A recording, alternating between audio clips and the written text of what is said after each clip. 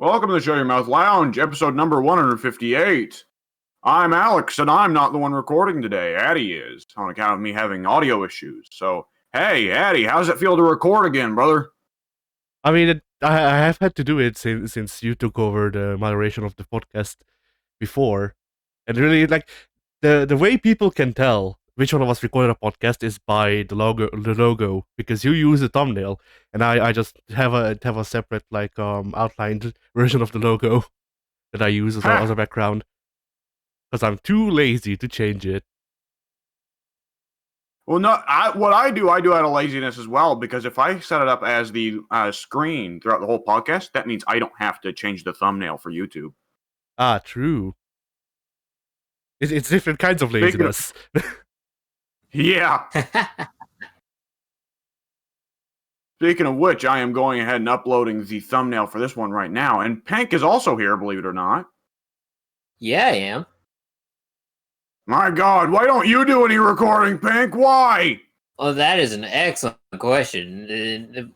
I think it's because I know I've never asked you how. to, but why haven't you? Yeah, but why don't you record? Because I'm from those times when we were able to record shit through the Xbox Game Capture. Oh God. Yeah, For how much that worked. Yeah. all of those 2 times that worked out of the 13 episodes of the different things that we uploaded, tried using it. Yeah. And yeah, shit. this is the last podcast of 2020. So hey, maybe 2021 will be better.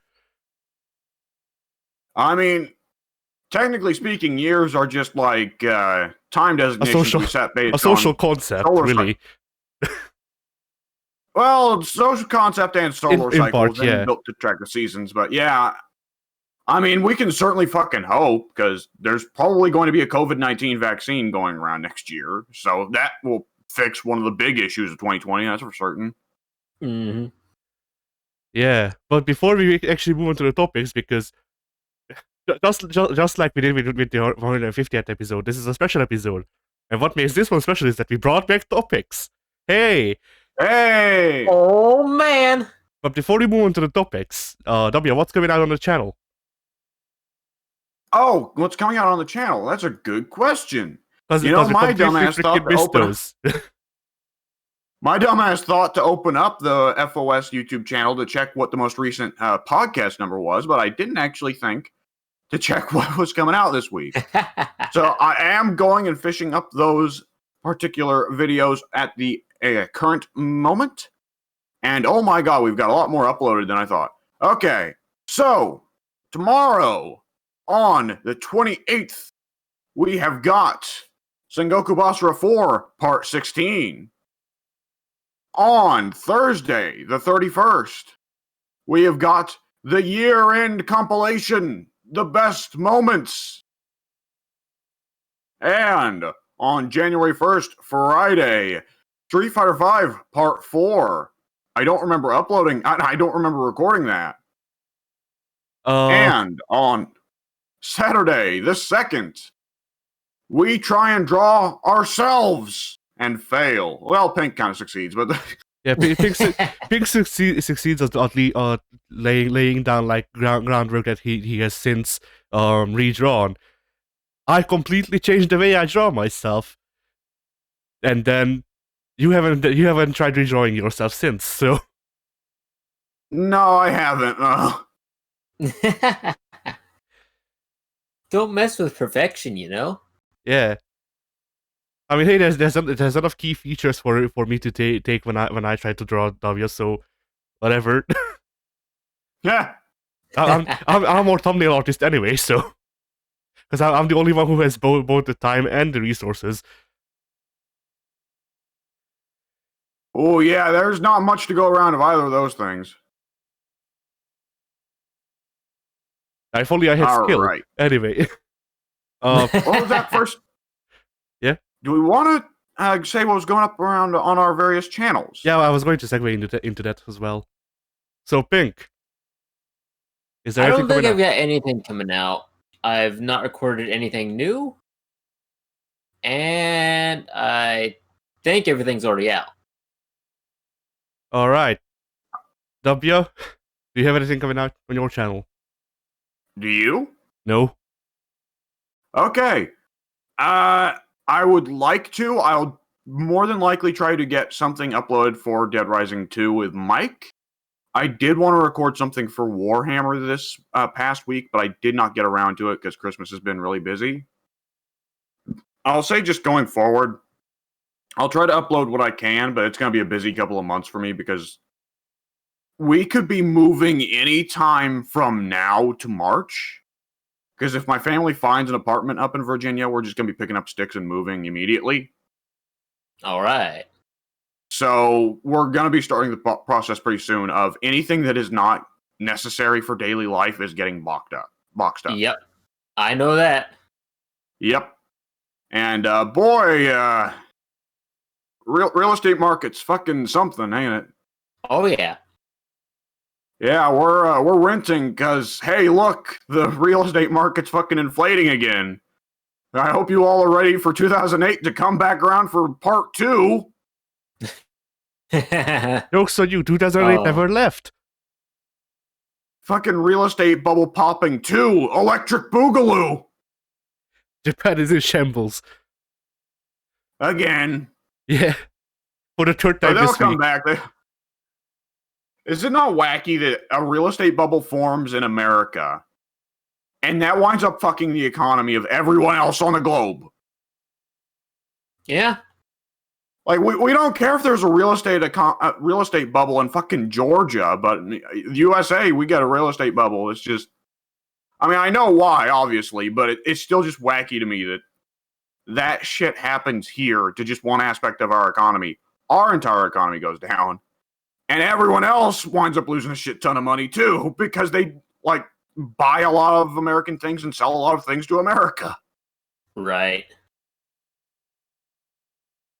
Oh man, we probably got a bad economic turn coming around the corner. Oh fuck. Anyways, on a less serious note, hey Addy, what's the next topic? Yeah, Do we want to hit the topics before we hit what we've done this week? I don't know. I feel like there would be a bit of cross referencing shit either way. So whichever one y'all prefer, honestly. I think we should get the stuff we've done this week out of the way first, so we can inform Yeah. like the Let's do last that, week. then we'll get topics. Yeah. Yeah, just to inform the last week of 2020, or at least the last week of 2020 that's on recording in 2020, because there's still 4 days left after this of 2020. Yeah. Right. So, Pink, what you been up to this past week, man? Oh boy, oh man, what have I been up to? Let's see. Let me try to recall. I Did played a you do little bit of anything Age on of Christmas? Empires. Yeah, that's what I did on Christmas. Oh, all right. Yeah. So thank you for that. No problem. Fun game. What'd you think of it? Yeah. Yeah. It very fun. I've been liking everything about it thus far. So very good. Okay, can I say that, like, by the way, you and me got each other the exact same fucking Christmas present, which is pretty funny. Yeah, we did. Yeah. And so when I got to play Age of Empires 1, I've put in, like, I don't know, 3 or 4 games against the brain dead easy AI in Age of Empires 2. Those 2 games have very different progression structures. Oh, how so? How long does it take you to get to the ability to make farms in Age of Empire 1?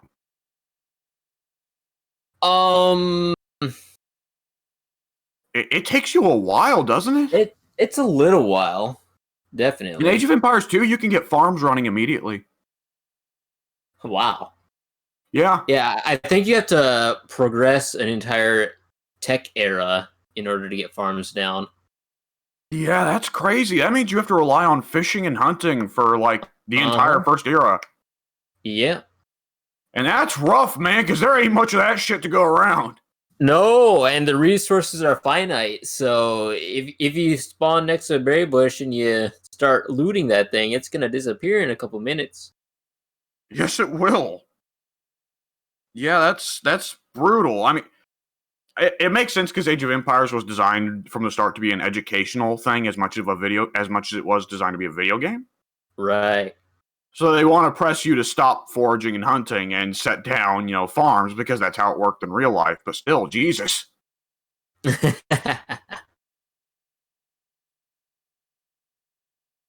And what empire did you play? Because I put in a little bit of time with Rome, but then I had to go do a bunch of things because it was Christmas Day. Yep, same here. I took Egypt for a spin. Does Egypt do anything significantly different in the early game? Because Rome, I have no idea, because I don't think it does. I didn't notice anything. Well, what you can do to see each civilization's difference is the tech tree will tell you the abilities of each civilization. Okay. For Rome, it was like swordsmen do plus 10 damage because, legionaries. Right. And all buildings are 10% cheaper except for towers, which are 30% cheaper, something like that. Oh.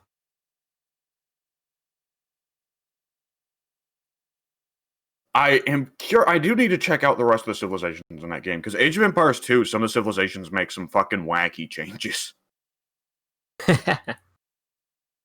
Anything else? Anything else? Not that I'm aware of. I've been slowly progressing through Assassin's Creed 2 and Odyssey. I don't recommend going back and forth between those games after a long period of time because I forgot the controls to both of them.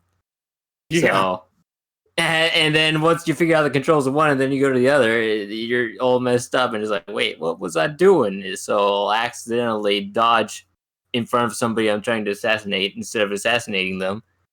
Huh. So, yeah. Assassin's Creed 2, it's great. Ezio's the best character ever. I don't understand the rest of you guys who say he's terrible. He's probably the most relatable character to me since Nathan Drake, so maybe I only have one dimension, but yeah. I think Ezio's pretty bad looking, actually. But I mean, I beg your pardon? Pink. You don't need to choose between them. When you go out of the Animus, you are Nathan Drake. Desmond Miles is this. I think is the same guy. That is correct. Yes, yeah, same voice actor. Desmond is very much I don't Nolan want North. to be the Animus. That's the problem. What was that? Nolan North doesn't even bother to put on a different voice or accent for Desmond. It's just straight up Nolan North. Yeah. I mean, I said it earlier, but why bother changing perfection? I know Nolan's a very talented voice actor because I've played Spec Ops: The Line, so it does kind of disappoint me when he gets stuck with a relatively generic character like Desmond. Yeah. And no report for that. Okay, so it's a mutual agreement. Desmond's a generic character. I have no love for Desmond. Like I've said previous times, I don't care for anything Assassin's Creed on the outside of the Animus. All that stuff can go. I have hated. Give me sexy men in hoods jumping off buildings, and we'll call it good. Desmond and Ezio have the exact same face. Yeah, maybe so, but that doesn't mean I want to play as Desmond. Well, on the other hand, he's still voiced by Nolan North, so it's not all bad out there. Can I just say it weirds me the fuck out that Altair, Ezio, and Connor all have Desmond's exact face? I don't think Connor has Desmond's face. I think the Animus no. Does he? Hang on, let me pull up a picture. I'm pretty sure Connor is just Desmond in brown face. I don't think so, but I never looked at the two of them next to each other, so maybe. But yeah, that's. Oh, there's definitely a resemblance. Okay, well, a resemblance you can understand though. Yeah. That is genetics. Let me pull up. Yeah, that is how genetics work. Correct. Okay, so here's a picture. But yeah, so like let me pull up the 3 model for Desmond. Altair and Ezio had literally the same model as Desmond, just in their specific clothes. Because, well, A, Ubisoft didn't want to model new characters, and B, we can just explain it away with the Animus is shit. And so that's what they did. Do they actually say like the animus makes your ancestor look suspiciously similar to you more than they actually would have? No, it straight up just says because it's a simulation of you living through your ancestors' life, you will be seeing yourself wearing their clothes. That's canon. Well, that was canon until 3. Yeah, I was about to say that's. I mean, that then is lazy. That's a lazy. it's super lazy, yeah. and then with three they there was like this email that Lucy sent out that was like, hey, I fiddled around with the Animus OS, and it turns out if you just change a couple of lines of code, it actually renders your ancestor. So hey. Oh, gee whiz. Because Desmond running around in a Native American outfit, despite being a full-blown white guy, might be a little awkward. Yeah.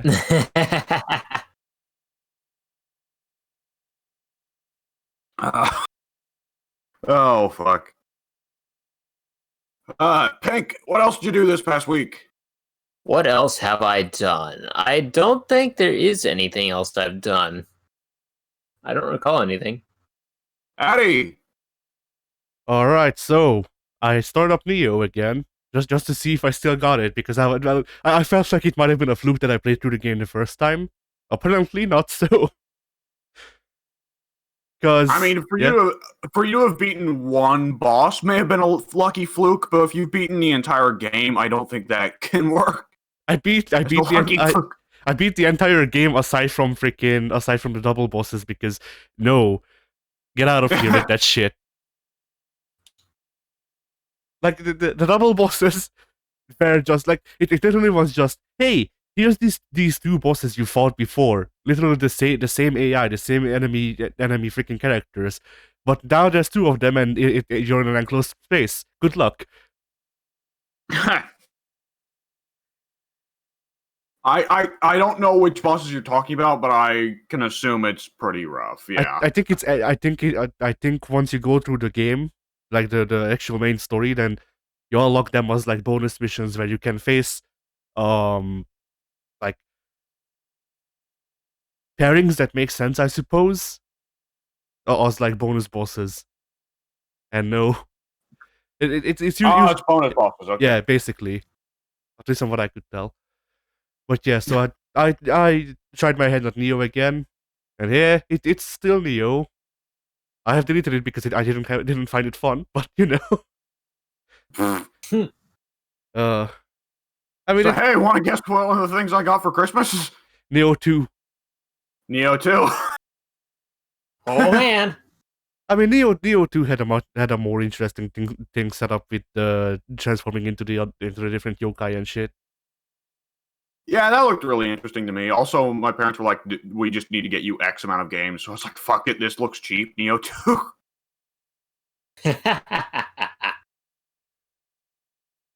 I don't know how much of an issue it has with the whole like everything being stats and all that Neo 1 had. I mean, not literally everything is stats though, because I was able to beat like the very hard two of the very hard night AIs in the tutorial with like just whatever the hell I found around the level. So hey. It did take me 2 tries because I got greedy once and didn't think about the startup of the X, and then I got an X into my face. But other than that, yeah, aside from that encounter, I was able to actually beat I think every enemy on that level. All right. It is a very short level though, with a small amount of enemies. So hey, short but sweet. Yeah. Like the rest of the game. Holy shit. Hey. I actually think that's one of the things I disliked in Neo 1.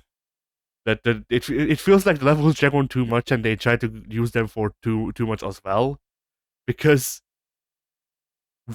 completing one level would take me around like half an hour to a whole hour in my first playthrough. And then there's also like bonus or like side missions that you can do once you've done the story missions on those levels, and that is like half an hour to a full hour in every mission. on the same one level, more or less. Yeah, Dark Souls-like levels seem to be better the shorter they are. Quality over quantity, I suppose. Yeah. Though Neo structures it more so like an RPG with like a distinct numbers focus. And in those kinds of games, they tend to emphasize quantity over quality. Because it's more about, making number go up. Yeah, Neo is a weird mix where it's like it has the Souls like heart or whatever. Like you can tell that a lot of this was inspired by Dark Souls. At the same time, it also feels a lot like WoW. And Yes. and like Dark Souls and WoW are games that I have enjoyed in my life, but not enough for me to actually want a mix of them, or for me to enjoy a mix of them, I guess. Yeah, there are things that you would enjoy for very different reasons. To me, the significant difference has always been like Dark Souls. You pick up a sword and you're like, I really like this sword. I'm going to use it for the rest of the game. Neo, that's not really an option. It is. That's the point. You need to unlock the option, but it is an option. Oh, okay. I think it's on the second or third. I think it's on the second, like around the middle of the second map. Which, yeah, good timing.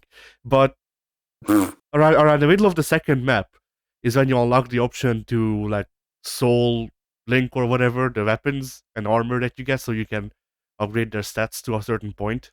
From what I remember. Huh, okay. I got to like the very end of the second level in that game, but I don't remember that at all. No, not the second level. Do you remember? You remember that whole area that those levels were in?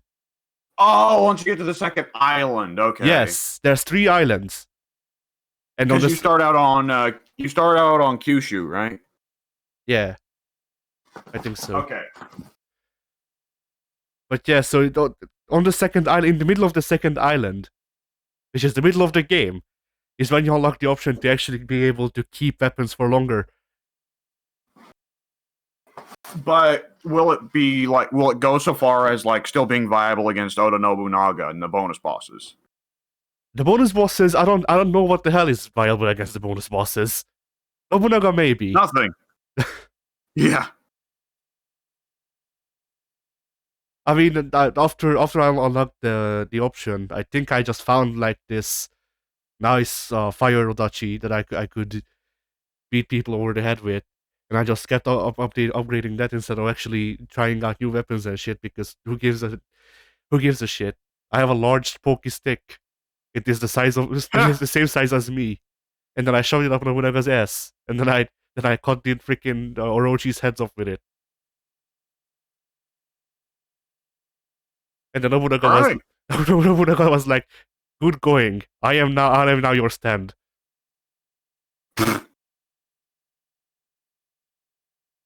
The Neo shows promise overall. Like my opinion on Neo is that it's okay. It's a good proof of concept. I don't know if I really recommend it for people though. Yeah. And what else did I do? I did play something else. Oh, Just Cause 4.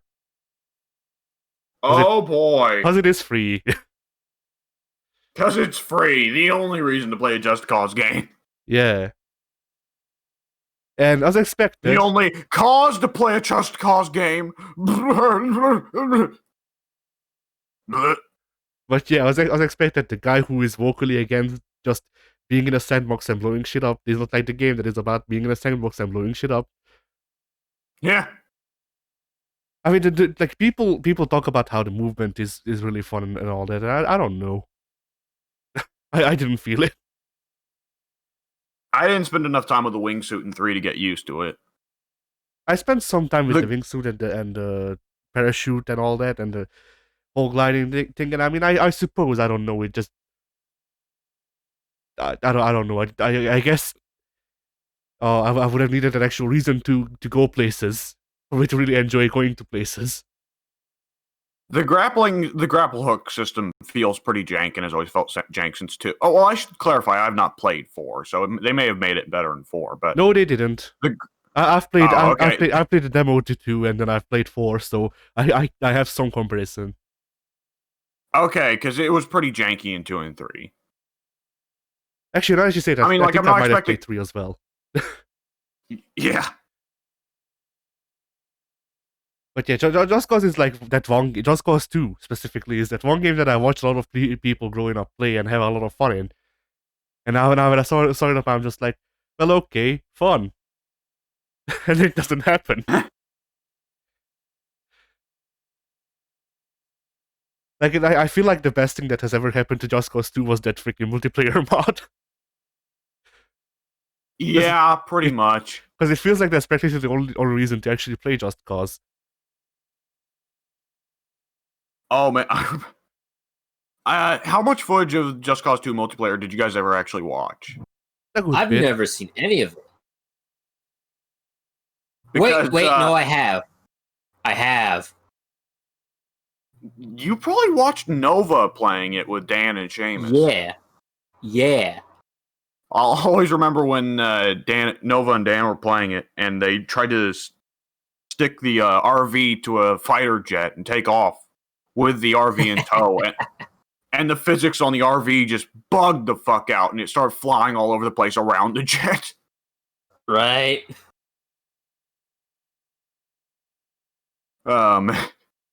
But I remember my favorite part of that whole thing with Just Cause 2 multiplayer was that at first they made it where everyone just played as Rico, the main character.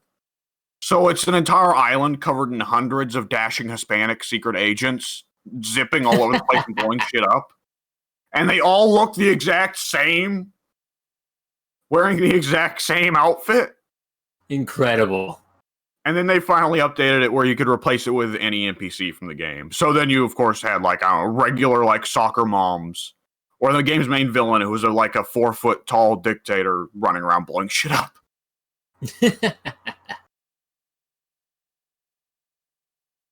All right. Anything else, Addy? Yes, aside from that, you and Soon bought me a shit ton of games. Correct. Let me go down the list. I have put in 1 hour with each game that I could. There is one game that just legitimately refuses to start. But hey, maybe it will on a different PC once I'll have one. Which game is acting up? Let me look at the full title because I never remember. But Soon bought me something like Blade Arcus from Shining Battle Arena. No, Blade Arcus from Shining Battle Arena. That's the one. Soon kept asking me about like random anime fighting games. And he's like, "Hey, do you think Addy'd like this?" And I would just look at it and I would be like, "I have no idea what the fuck this is." Yeah, he bought me 2 games, and both of them the message was just, "Dear Eddie, I hope you haven't played this yet. Or kind regards, Soon." Which, I mean, if that's the thing he wanted, then he got it. Because bloody hell, I have never heard. Soon, Yeah. Soon loves the idea of getting like unexpected, like Soon loves the idea of getting like what diamonds in the rough for people, or unexpected, unheard of good games for people. Yeah. But yeah, so which is probably why he looked up anime fighting games and zipped right past Dragon Ball Fighter Z and BlazBlue. Yeah.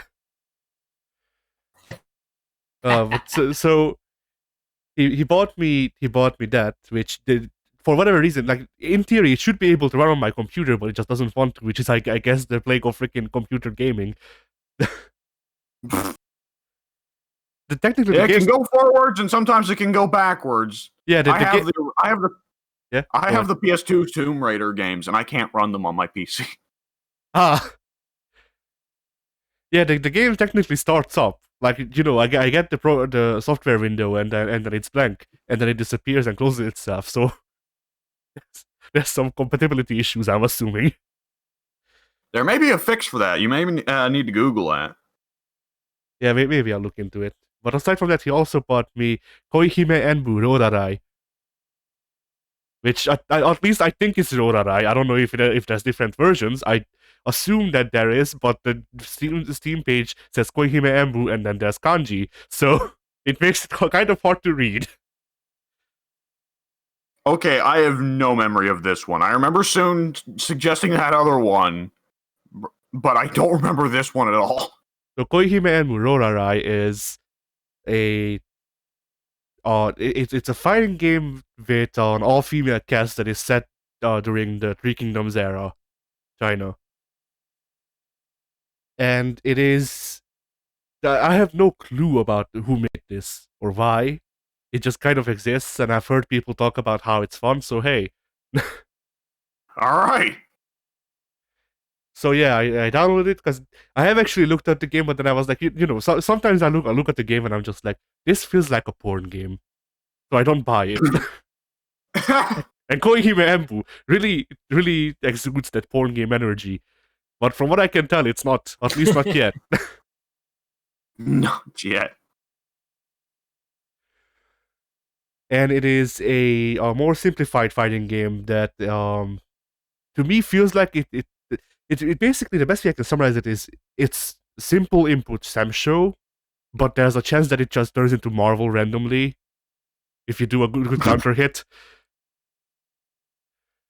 Because it's very grounded and it's normal heavy, and you need to think about the moves that you use, or at least you're supposed to. But then if you get a really good counter hit in, then people just bounce off the walls, and then you can just juggle them. So hey. So counter hits put people in a special combo state. Not all of them though, because they can also put them into the feint state, like in BlazBlue, where you can combo them still, but you can juggle them. Huh, okay. And yeah, it also has an interesting setup where the different factions, different I'm forgetting the terms. Whatever, the different factions get different assist characters that you can call in for 1 bar of super, and you get that instead of EX moves. And the assist characters are non-playable. But yeah. The what is non-playable? The assist characters. Oh, yeah. But yeah, I went through the whole cast because none of the characters looked particularly appealing to me because, well, yeah. So I went through the whole cast, trying them out in the lab. And the training mode is nice set up in that if you select character change, it doesn't put you back into the character select. It just gives you a list with pictures. So that's I like nice. when games do that. Yeah. But I would think a lot of games wouldn't be able to do that though because it'd take so much loading. You know. Yeah, possibly. But so I went through all of the cast. I chose one character that I felt like I liked their gameplay. And so obviously the thing I do is I immediately go into arcade mode because there's a separate story mode. I haven't checked that out yet. But I went into arcade mode. And turns out the character I chose is like underage cutesy Akuma. Like underage cutesy Akuma girl. Because her whole thing is her whole arcade thing is I am going to leave all of my friends and conquer the lands to showcase that I am the most powerful, and if not, to fight powerful people. And that's her arcade story. Sounds like my arcade story as well.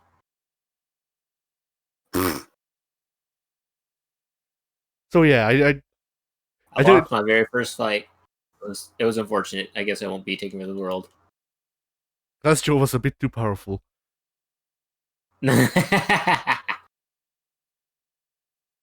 But yeah, so that was a surprise to me that I just pick up on a Dark Hodo like that. No. You can feel it when you look at a character. I look at the character. I look at the character, and I look at their playstyle. I just feel it. There's a connection. Ha! But other than that, I also got Guilty Gear Isuka. Right, W bought me that. That's the one with Leopoldin and Yeah. was that the one that introduced ABBA? I'm not sure. But it is the one with Leopoldo. It is also the one that's Tekken Force. The game. Oh my god. And it's Explain.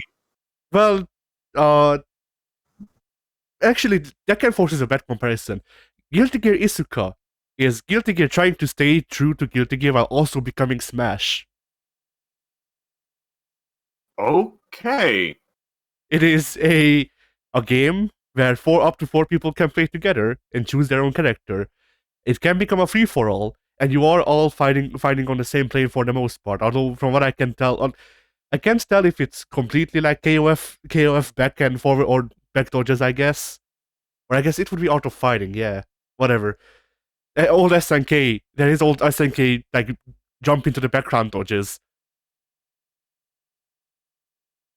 Okay. Interesting. Yeah, there's some interesting ideas in the game. The turnaround button is not one of them. That's oh god, I remember I heard about that. Oh fuck, that's terrible. Yeah, that's the one grievance I have with the game. The turnaround button. Oh god. Because it reminds me, like, specifically, my biggest grievance with it is that it reminds me of Mythology's Sub-Zero. Oh no. But other than that, it's actually a pretty fun game when you're like, it's not a competitive fighting game. It is trying to be Smash while also trying to look like a competitive fighting game. But there's fun to be had with it, in my opinion. It's not the most like pure fun or whatever, but like I could see us playing the game and laughing at it while also being mad at the freaking turnaround button. Oh my fucking god, a turnaround. And then yeah, Isuka was the debut of ABBA. Ah. Also, this is the first time I've ever seen Leopoldin's sprite, and god, Leopoldin, like, I get part of what they're going for here, but the big mouth is horrifying. It's supposed to be. It's a dead gear. Also, yeah. Go ahead. The Guilty Gear Wiki also has this trivia. In an interview, Izuatari said that he believes a dog in Leopoldin is female, as he wants all bosses in the series to be women. Yeah. I've known this. So, I didn't know he went so far as to say Leopoldin is also a chick. That one's a bit of a shocker. I mean, Leopoldin is not a chick, because we don't know, I don't think anyone knows, not even Daisuke, who the hell Leopoldin is. Is it the gear, is it the silver guy, or is it the dog? We never got an answer. Look at those muscles, though. Incredible. I would be... What do you think are the odds of Strive having any acknowledgement of ABBA or Leopoldin? I mean, ABBA may be some. Leopoldin, not much, aside from, like, maybe name-dropping him. Well, I say him. Which part are we talking about? Like, what if Key is just like, man, you remember that time we beat up a fucking dog driving a dead Gears corpse? But that's the thing. Like, no. That's the thing. It's not just a dog driving a dead gear. It's a dog. It's a dog lying in a dead gear's mouth while a freaking C3PO is driving a dead gear. Because if you look at the sprite, there is a silver guy. I see him. I just didn't know what the fuck was going on with him. Yeah, I think he's supposed to be the one driving the gear's body, but once again, we don't know shit. It's all visual cues and that one thing that Daisuke said that the dog is female. But we don't know which part this is Leopoldin. It's just a blanket name. You can't see the dog's paws, and given that Izuatari said he wants every boss to be female, I think the dog is piloting the corpse, and the robot is just there cheering her on. Maybe.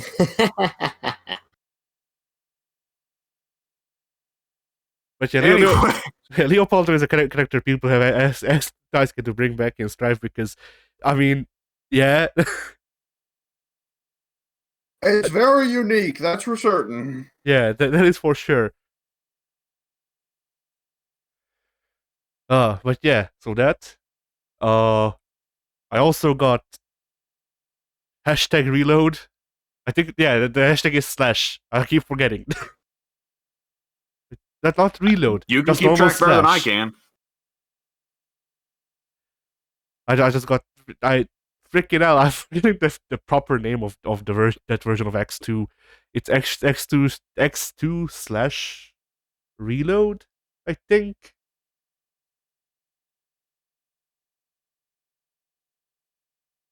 I'm trying to freaking find the icon, and I'm Yeah, I got no clue.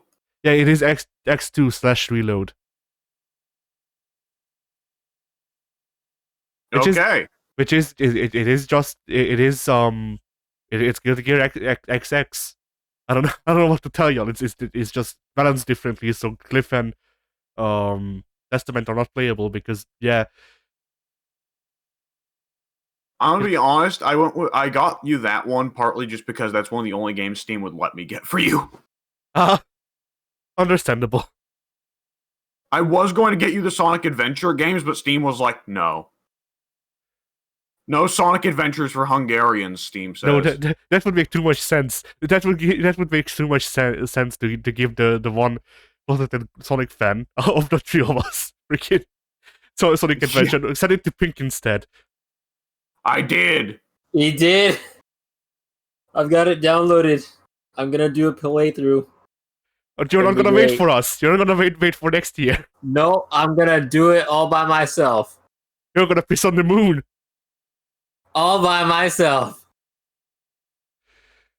Just throw that up as the title of the video on your channel. Pissing on the moon all by myself. That sounds like an 80s fucking rock ballad. No. Yeah, it does. Just make it a serialized naming thing where once you finish the series, it all makes one sentence. So the first episode is something like, I'm a big boy now. And then the second one is, pissing on the moon all by myself. They're all just parts of the fucking Obama, you idiot monologue. Yeah. The first video is just titled, I've put an announcement on my Twitter.com. No, I've come to make an announcement. Ah, okay. I put a call out on my Twitter.com. There we go. I like how we're both trying to recall this from memory while I have a picture of it in the pictures tab of the Discord. Yeah. That's true. Anyway. Oh, yeah, you're right. Fuck. Oh. But, yeah. Imagine just titling a fucking video of Sonic Adventure 2 with Shadow the Hedgehog's a bitch-ass motherfucker. I mean, if the glove fits. I don't know why I went with glove instead of shoe, and that's how the saying goes, but hey. If the oversized freaking glove fits on his hand, I guess. God. So yeah, moving on. I also got Multiblood Express again, current code, I think is the full name. Okay, so a lot of people fucking love Melty Blood. How is it? I can understand why. So Multiblood is just Unist, but without the grid system. Instead, you get like 3 different variants for every character. And while I haven't checked out the variant system yet, I have heard that it basically changes the entirety of how the characters play. Which sounds... Okay, are we talking Mortal Kombat X variation system, or are we talking Capcom vs. SNK 2 groove system? From what I understand, at least from how people typed it up, characters basically have different movesets depending on which variation you choose. Okay, so we're talking Mortal Kombat X variation system. Yeah. And yeah, the art is a bit crusty because the game is old. Duh. Yeah. but it actually feels really nice to play. It's like Unist and Multiblood now are one of the few fighting games where I try to play like they just get the weight right, and I don't know how. All right. I mean, having characters who have fast walk speeds at all feels good, and most fighting games nowadays do not do that. Yeah, Most characters have terrible walk speeds in modern fighting games.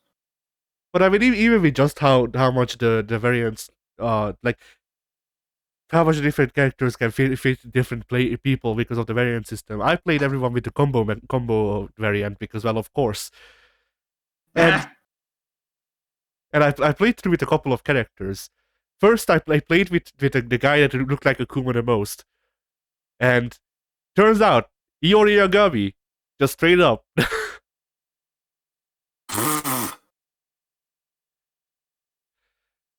Like, how much straight up? I mean, he has his own moves technically, but like the personality and Wait, it's actually a guy? yeah.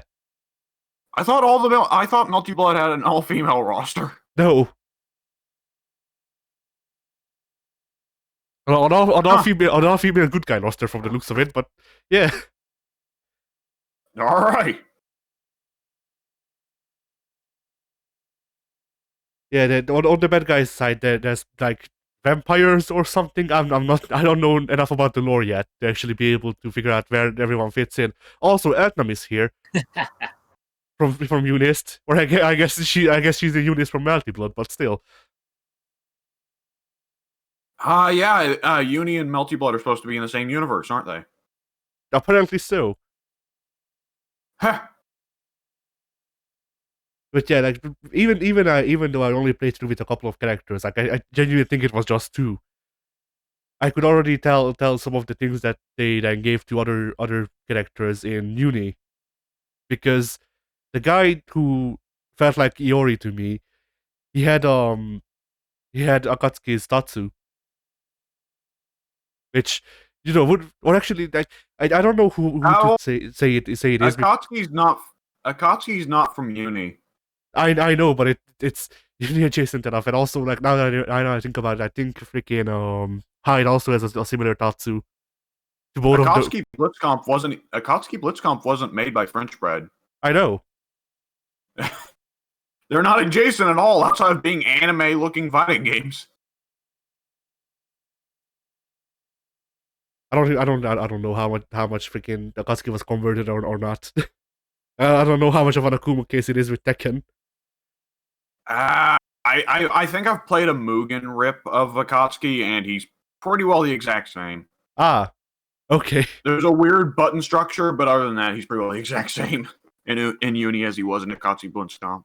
All right then. But yeah, like he has the same like it's a hunting hawk. It's not a proper Tatsu. It's a hunting hawk and shit like that. Yeah.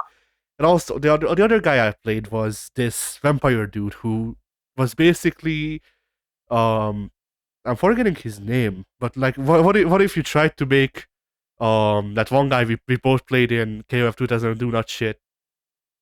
The guy with the infinite. Oh, fucking Ignis. Yeah, Ignis. What if you wanted to make Ignis not shit? It's basically the best way I can summarize that character, and like it had a bit of like the overall design of the guy was most like Ignis, but some of his moves were more like Clone Zeros. At the same time, there was so much of Hilda in that guy, like just the way he could zone. So yeah, that all right. Overall, from my experience so far, it seems very interesting. Multi-Blood. It seems to do a lot of good things that I liked in Uni as well. But it does fall into some of the. It does seem to fall into some of the same pitfalls, though. Which is to say that like people aren't on the streets, and because of that, the stages are kind of the same feeling. And the characters characters aren't everyone's cup of tea. Yeah.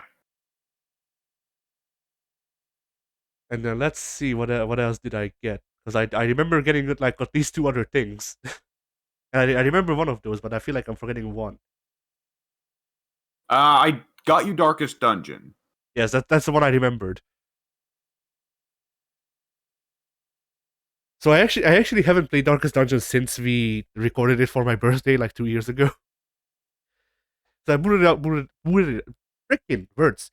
it up to check out what differences there were in the PC version and that one. And there is a small difference that is pretty weird, and I'm like, it is definitely a freaking bug, and I have no clue how to fix it. But I've been able to play the game despite it somewhat. So whenever the Steam pop-ups for achievements pop, the game stops working. And I don't mean that in like the traditional way of, it freezes and then it needs to close. The UI just freezes, and it's still interactable. The game still works. I just can't see shit. I have never had Steam achievements interact with a game like that. That must be something within the game's coding itself that's like, achievement triggered, freeze UI. Which I can't imagine why, but that would be something to Google. Yeah, it just seems like a bug that is like freaking hardware specific or something. So But I've mostly been able to play the game despite that. So hey, and it's fun. All right. All right, you did get me another thing, which was the Payday 2 Christmas album, which I can't download because I don't own Payday 2. Oh my fucking god. Yeah. Yeah, Payday gave me five free copies of the fucking soundtrack once, and it took me. I finally was able to get rid of my last copies. I think I dumped them on you and someone else. Pink, did I send you a copy of the Payday 2 soundtrack? You did. Okay, so I was finally able to get rid of the last 2 copies I had of the Payday 2 soundtrack. Thank fucking God. They won't fill up space in my inventory. Yeah, now it's just stuck in my inventory because when I try to play with this, it's just like, oh, unknown error, and the unknown error is because I don't own Payday 2 for some reason. I just can't get that into my freaking Steam library.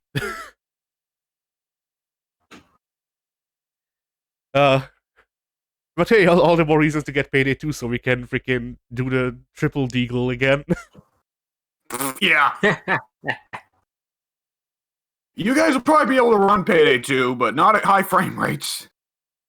I mean, I'd probably be able to run Payday 2 with, like, textureless or 30 FPS. Everything is just wireframes. Yeah.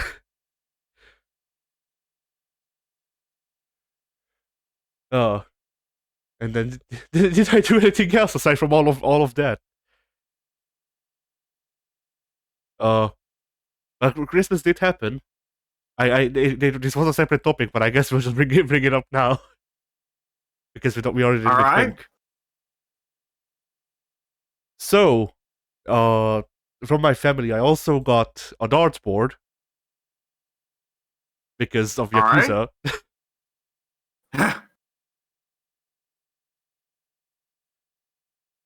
And then, what else? Well, obviously, I got a drawing tablet for Christmas, as well as okay.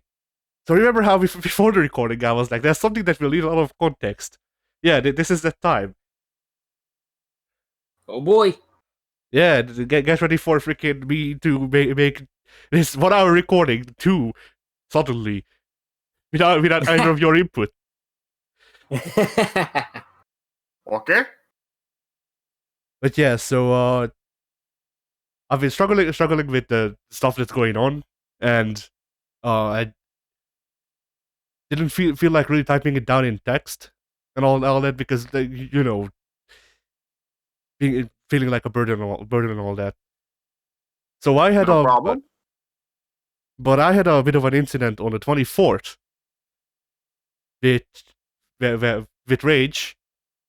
It wasn't anything serious, but still, like, it got out of hand.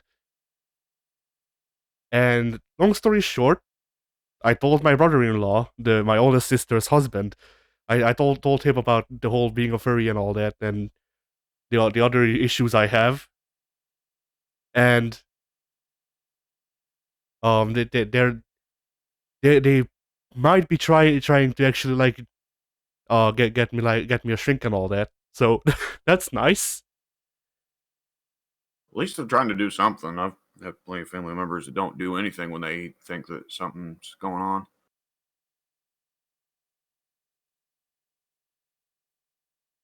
Yeah, and so because of that, or at least I think it's because of that I also got like expensive kitchen knife from them, which you're not supposed to give, so I had to pay them for it.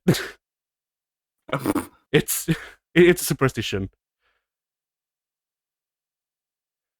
But yeah, I got an expensive kitchen knife because both my oldest sister and her husband are cooks, and so because I've showcased interest in learning how to cook, might as well. They also bought me a freaking electric guitar, guys. Jesus, electric guitars are not cheap. Yeah, I mean, I don't think they bought it per se. I think the thing was that my older sister's husband, his brother owes him money, so he just stole his guitars and just gave me one of his guitars because at this point, whatever. That'll fucking show them, fucker. I mean, according to him, according to my brother-in-law, his brother has been owing him that money for like 4 years, and just whenever the thing of paying it back comes up, then he just brushes it off. So it was that or nothing. So hey, Right. Yeah. That'll show Why them. not? This may be a problem in the future, so you may lose that electric guitar, but nonetheless, Not if you can sell it first. Pull the trigger while it's hot. enjoy it while you got it. yeah. I mean, we'll see how much I'll be able to enjoy it because I don't know how to put this without freaking going into a tangent. Long story short, there's a lot of things that I stopped myself from doing because I feel like it would come back to bite me in the ass, even if it's just normal things to do, like practicing the guitar and shit like that. Because I'm just ashamed of having interest, I suppose. You know, there's some things that I would expect to like coming back and bite someone in the ass, like taking out a particularly big loan from a bank, or considering selling cocaine to make money on the side. I have to admit, Hey. at no point in my life have I been like, man, if I like start practicing guitar, I might pay for this mistake for the rest of my life. Well, no, it's not. It's not just like it's not a vague. It's not a vague thing of like making of viewing it as a mistake that I'll pay back for the rest of my life. It's just, I don't want to embarrass myself. And doing things that put me in a position where I'm easily embarrassable or whatever. That's not a word. Bushisms. But yeah. Sometimes you just gotta learn what you're good at and what you're not good at. It's life, you know? Yeah. It'd be nice if we could go in with if God just like dropped us in with a guide that's like, hey, you're good at these things, you're bad at these things. Here's your stat book. Here's a cheat sheet. Here's the things you should never try to do in public ever. Like, yeah, it's one of those things. You sometimes you just gotta kind of chin up and deal with it. Yeah. Like, I've told you guys before that I tried out for a musical when I was in high school, right? I tried it out for this school's production of Little Shop of Horrors. Well, right. One of the most embarrassing moments that I can recall, and probably the most embarrassing moment of my entire year that I was at that high school, was that, for one thing, I tried out for a main character, but I think I told you guys about part of this, but I didn't tell you the full extent of it. But I idiotically thought, well, this character doesn't dance much in the movie, so I probably won't have to bother to learn to dance at all. And I knew even back then I couldn't dance. I had no experience with dancing. So I only focused on, practicing acting, practicing singing. And of course, when I got up there, they had me try out for the singing and the acting part, but they also had me try out for dancing. For one thing, I was entirely unprepared for that because I hadn't bothered to take a physical athletics outfit at all. I was there in a very restricting pair of jeans where everyone else had actually had the forethought to come in sweatpants or, equivalent. Yeah. And I have no practice with dancing in my life. I am a fairly clumsy person. Not I won't say I'm like a complete klutz that drops shit all the time, but like I'm not a very. The hand-eye coordination is good, but other than that, I'm not a very physically coordinated person. So between, we basically had to imitate a dance that this chick that was supposed to actually, the dance professor or whatever her name, whatever her job would have been. We had to imitate what she was doing in front of this big ass mirror, right? Yeah. That way she could dance and also watch us to make sure we were good dancers. And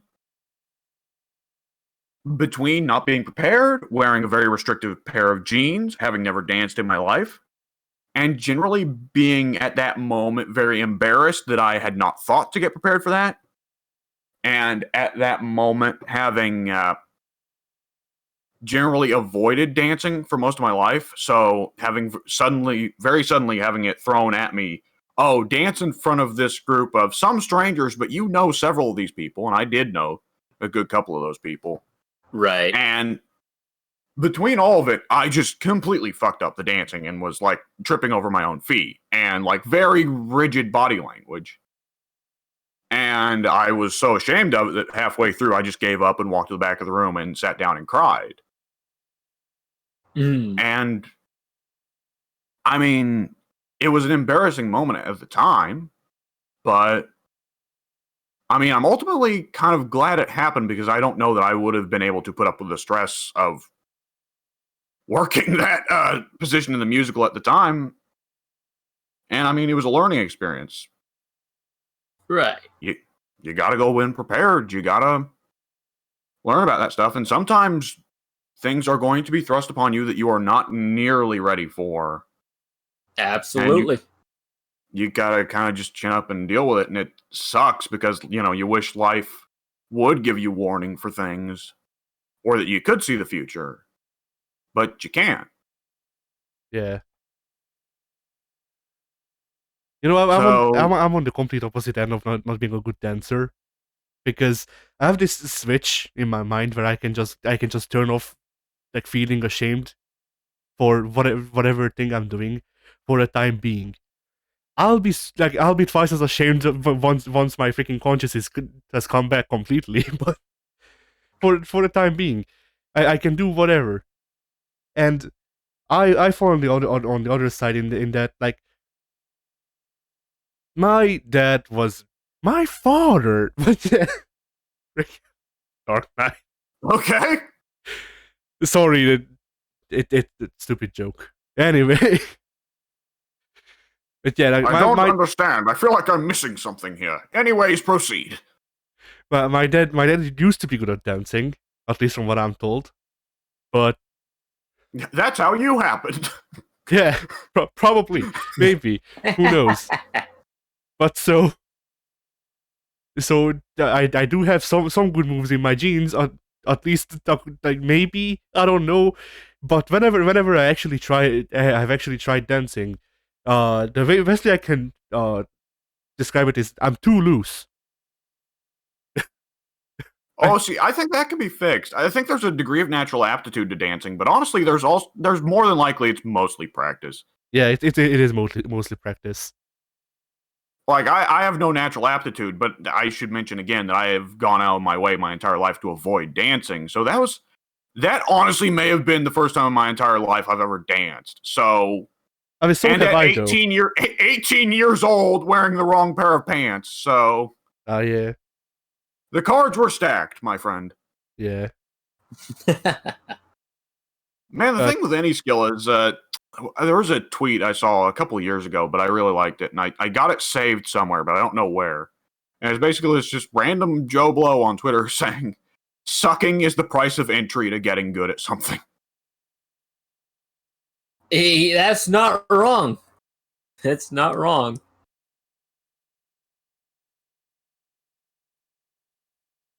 So yeah, where even was I? Ah, blimey. I wonder how many tapes there are floating around of like Michael Jordan being shit at basketball when he was like 12. Like he's just like not even getting close to the hoop, and it's like, oh, you stupid fucking kid. He's bought all of them and has destroyed them all. Yeah, No, he might even better. actually. No, even better. He green screened adult him into the video to show him dunking. He fucking lazily chroma keyed it onto him. Like, not even like really high quality. It looks like a fucking sprite from NBA Jam with a giant head and everything. Yeah.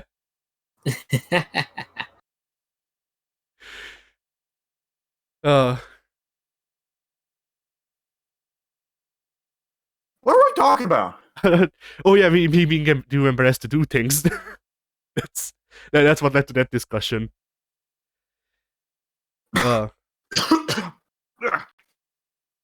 yeah, like, my earbuds are fucking up. Oh, nice. That's now I not can hear you. good. Yeah, the two things that Addy said before, "oh nice," to me just came through as hip dot bit dot. That's exactly what I said. Oh, eloquently put. Yeah. I think that's all that happened. Then. All right. So I W. smell something good cooking downstairs. Oh shit. Oh man.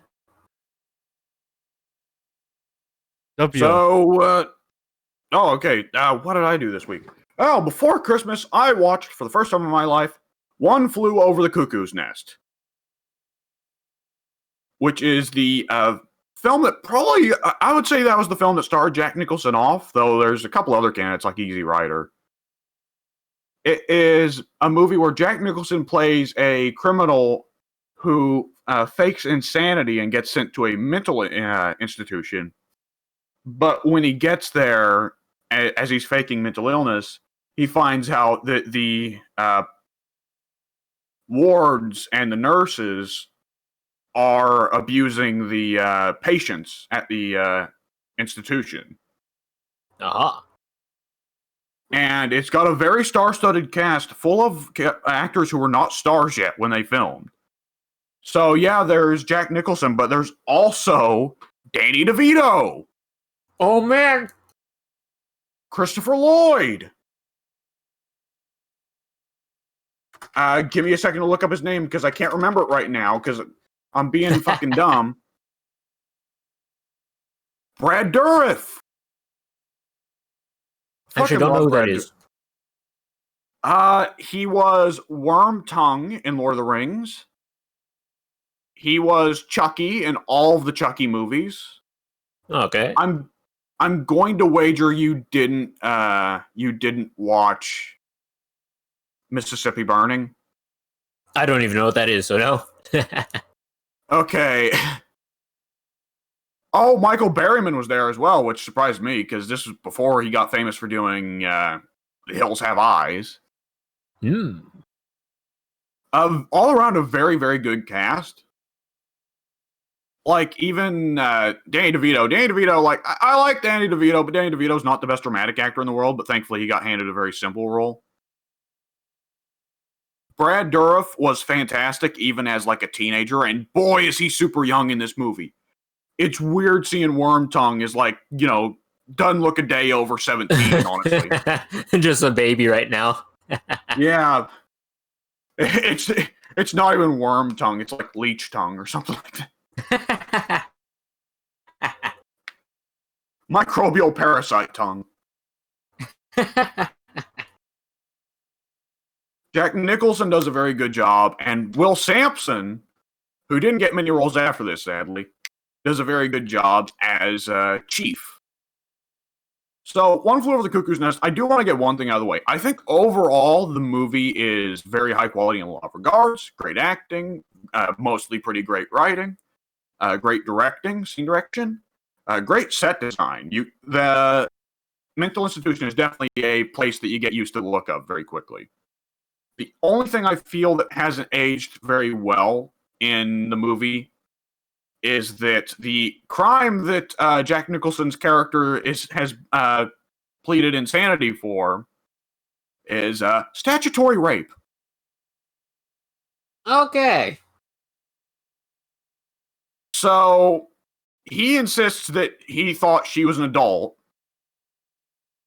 And I guess that's pretty well the whole thing of like, okay, well, you're just supposed to trust him on that. But he comes off very, very scummy when he says it. Because it's Jack fucking Nicholson. So Right. is this movie a Weinstein biopic? Ooh, I don't think that wasn't Weinstein's flavor. Weinstein liked, so far as I'm aware, Weinstein preferred grown women, adult women. Less Weinstein, maybe more Epstein. No, Epstein definitely knew they were kids. Any big band from the 70s? Hang on. Yeah, pretty much every music star. Oh shit. Rob Lowe. Yeah, Rob Lowe. That's the one we'll go with. I'm pretty sure he did it. Yeah. And I do want to mention, it's one of those funny things. It's One Flew Over the Cuckoo's Nest was originally a novel with a different protagonist. In the book, the main protagonist is Chief, another patient there who is a very important character in the film, but is not the main character. But in the movie, they switched it to Jack Nicholson's character because the character of Chief is mute, and that works better for books than it does for movies. Right. They also made a lot of changes going from the book to the movie, and the writer of the book hated the movie, by the way. But I don't really care because the descriptions that I've read of the book's kind of misogynist. Like the whole thing is, yeah, it's kind of set up as like a whole theme of like, oh, masculinity good, femininity bad. But at the same time, like the main villain, Nurse Ratched, everyone knows Nurse Ratched. She's one of the most iconic, film villains ever. The book portrays it as a really evil thing that she tries to come off masculine in some ways, even though the book is also like, masculinity good, femininity evil. Yeah. So it's just kind of like, oh, so what we're saying is that in this writer's world, women can't win.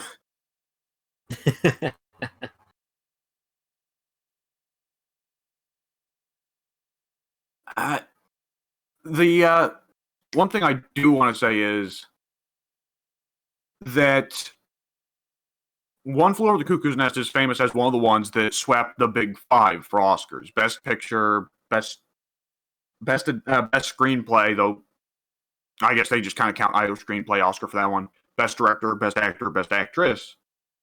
And I will say that it seemed to me that they deserved it. Though it's difficult to say with Jack Nicholson looking back. Because Nicholson here, at the time, this was like Nicholson's first big role. So everyone watching would have been like, oh my god, Jack Nicholson, he's fucking electric. Right? Right. But like every movie Jack Nicholson did after this, Jack Nicholson played that exact same fucking character, just put in different roles. Yeah, honestly, like, the only reason I remember Jack Nicholson at all is just like I just remember him being the weird the weird creepy romantic counselor from that one movie. Anger Management? No, I'm mixing them up. He did Anger Management with Adam Sandler, and he also did a romantic movie with Helen Hunt, but I forget the name of it. Oh, shit, I can't remember. Anyway, so, I mean, I have to imagine it's one of those things where the performance was more impressive to look at the time. Yeah. But probably. having watched this movie after having also watched The Shining, Batman, and The Departed, which are all movies where Jack Nicholson plays the same fucking role, it's a little less special, you know? Right. It is very different to see Jack Nicholson in the role of the protagonist for once, because all three of those movies I just mentioned, he is very much the villain. But nonetheless, casting Jack Nicholson as the Joker in Batman was one of the most no-nonsense casting decisions ever heard, because Jack Nicholson spent his entire fucking career playing the Joker. Are we entirely sure Jack Nicholson isn't the Joker, though? Like, do we know that he's not? Yeah. Physically speaking, he's not tall enough, if you ask me. I always think the Joker should be creepily tall and skinny, but no, it is what it is. I'm talking, like, personality-wise. Do we know that he doesn't just rob banks for fun? I wouldn't be shocked, honestly.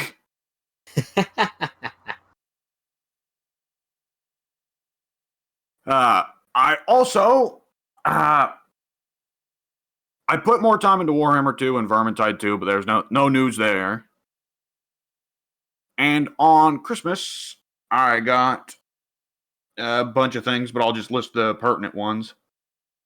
Or rather, at least, just what I've already got to play. Put a bit of time into Age of Empires 1. I think I pretty well talked the extent of it with Pink when it was Pink's time to talk about what he's done over the past week. Yeah. Soon got me Doom Eternal, which shocked the shit out of me because that game's very new. Ah.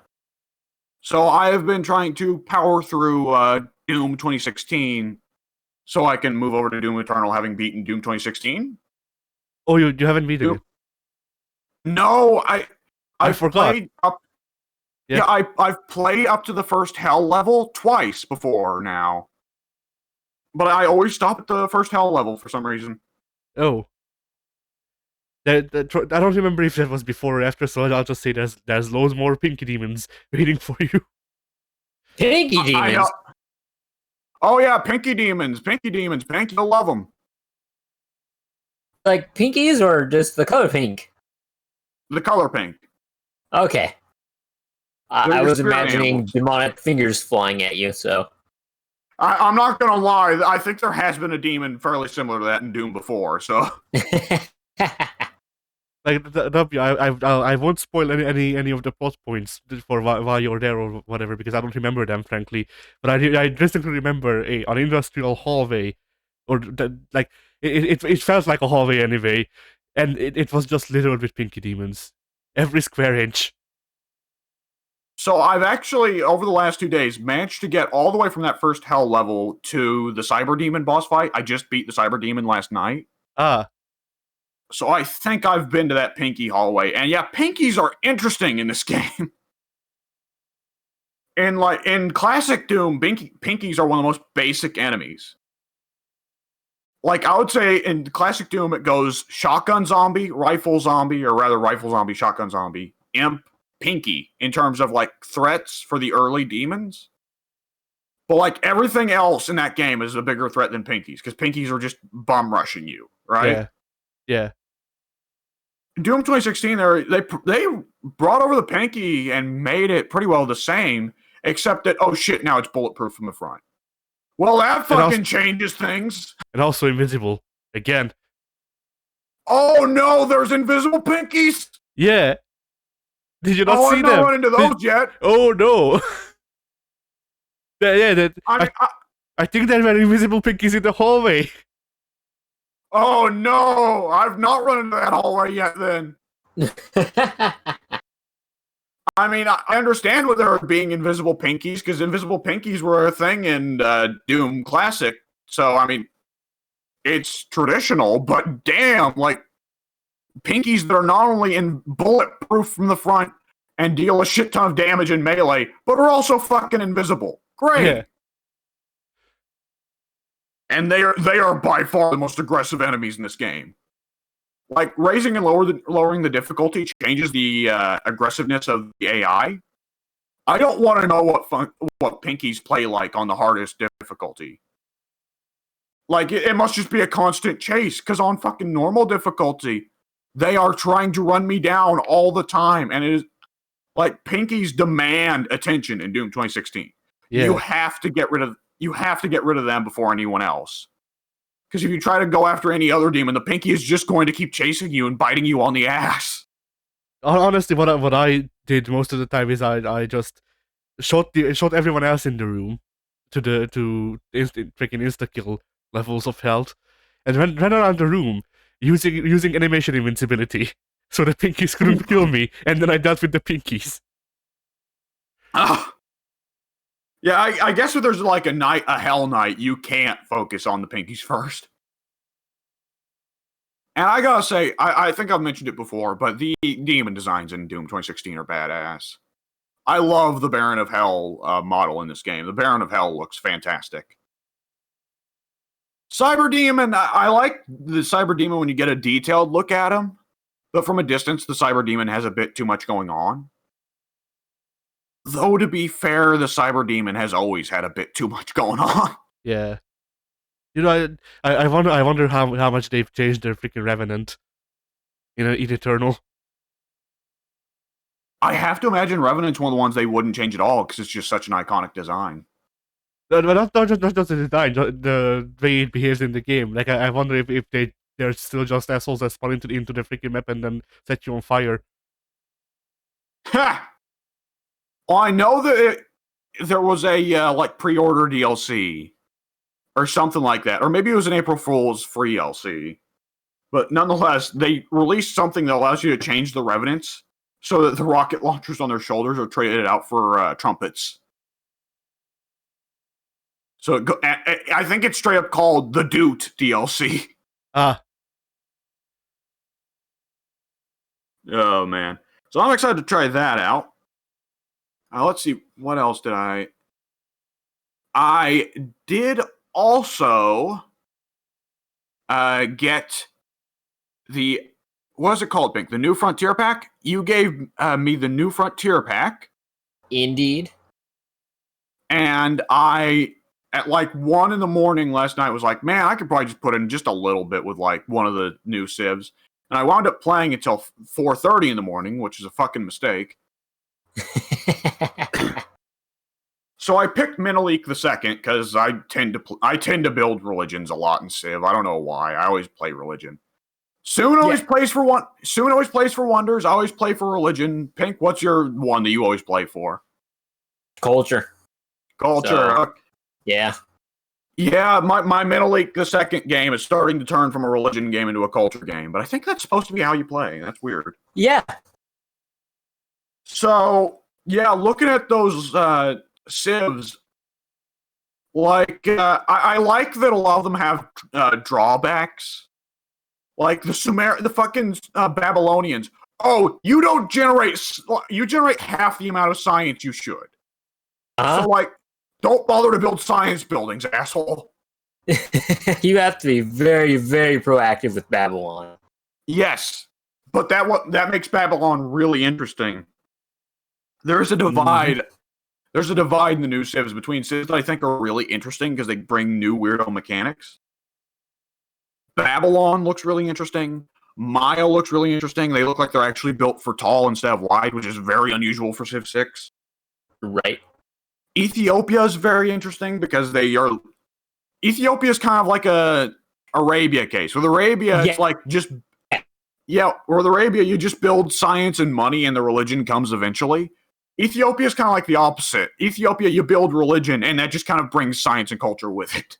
Yep. And then there's like the Byzantines, and it's like, no, they just kick ass a little harder. I'm not really interested in that, honestly. Right. The Byzantines fit into the same space as the Ottomans for me, which is funny considering those two's relation, but yeah. Both of them are just like, oh yeah, when you run domination, you kick ass a little harder. Also, domination is the only thing either of those two can do. Yes. If you are not running domination as Byzantines or Ottomans, like, oh, congrats, you're just playing a fucking vanilla, like the generic Civ. I mean, you can aim for a religious victory as a Byzantines, but you're going to achieve that victory by going for domination.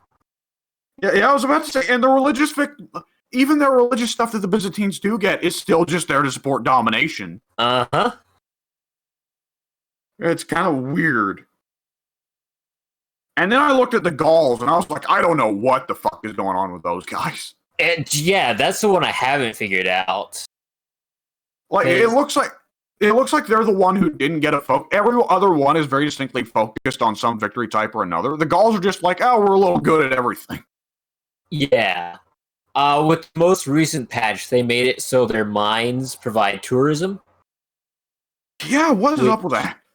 I have no idea. I think they took a look at the Gauls, said, I have no idea what victory type this civilization is aiming for, but they're supposed to be high in production and are encouraged to build a lot of mines because that gives them a culture bomb.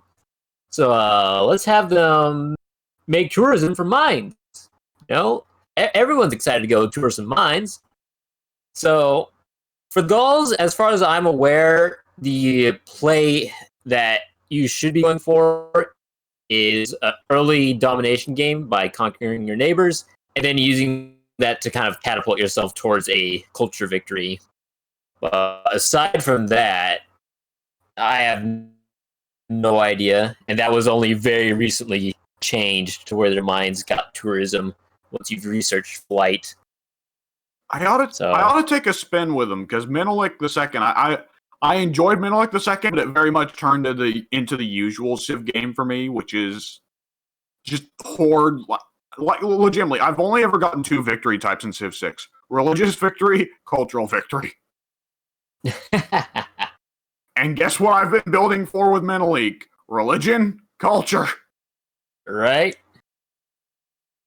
And it's fun. He's fun about it. Yeah. He's a very good Civ. Very fun as well.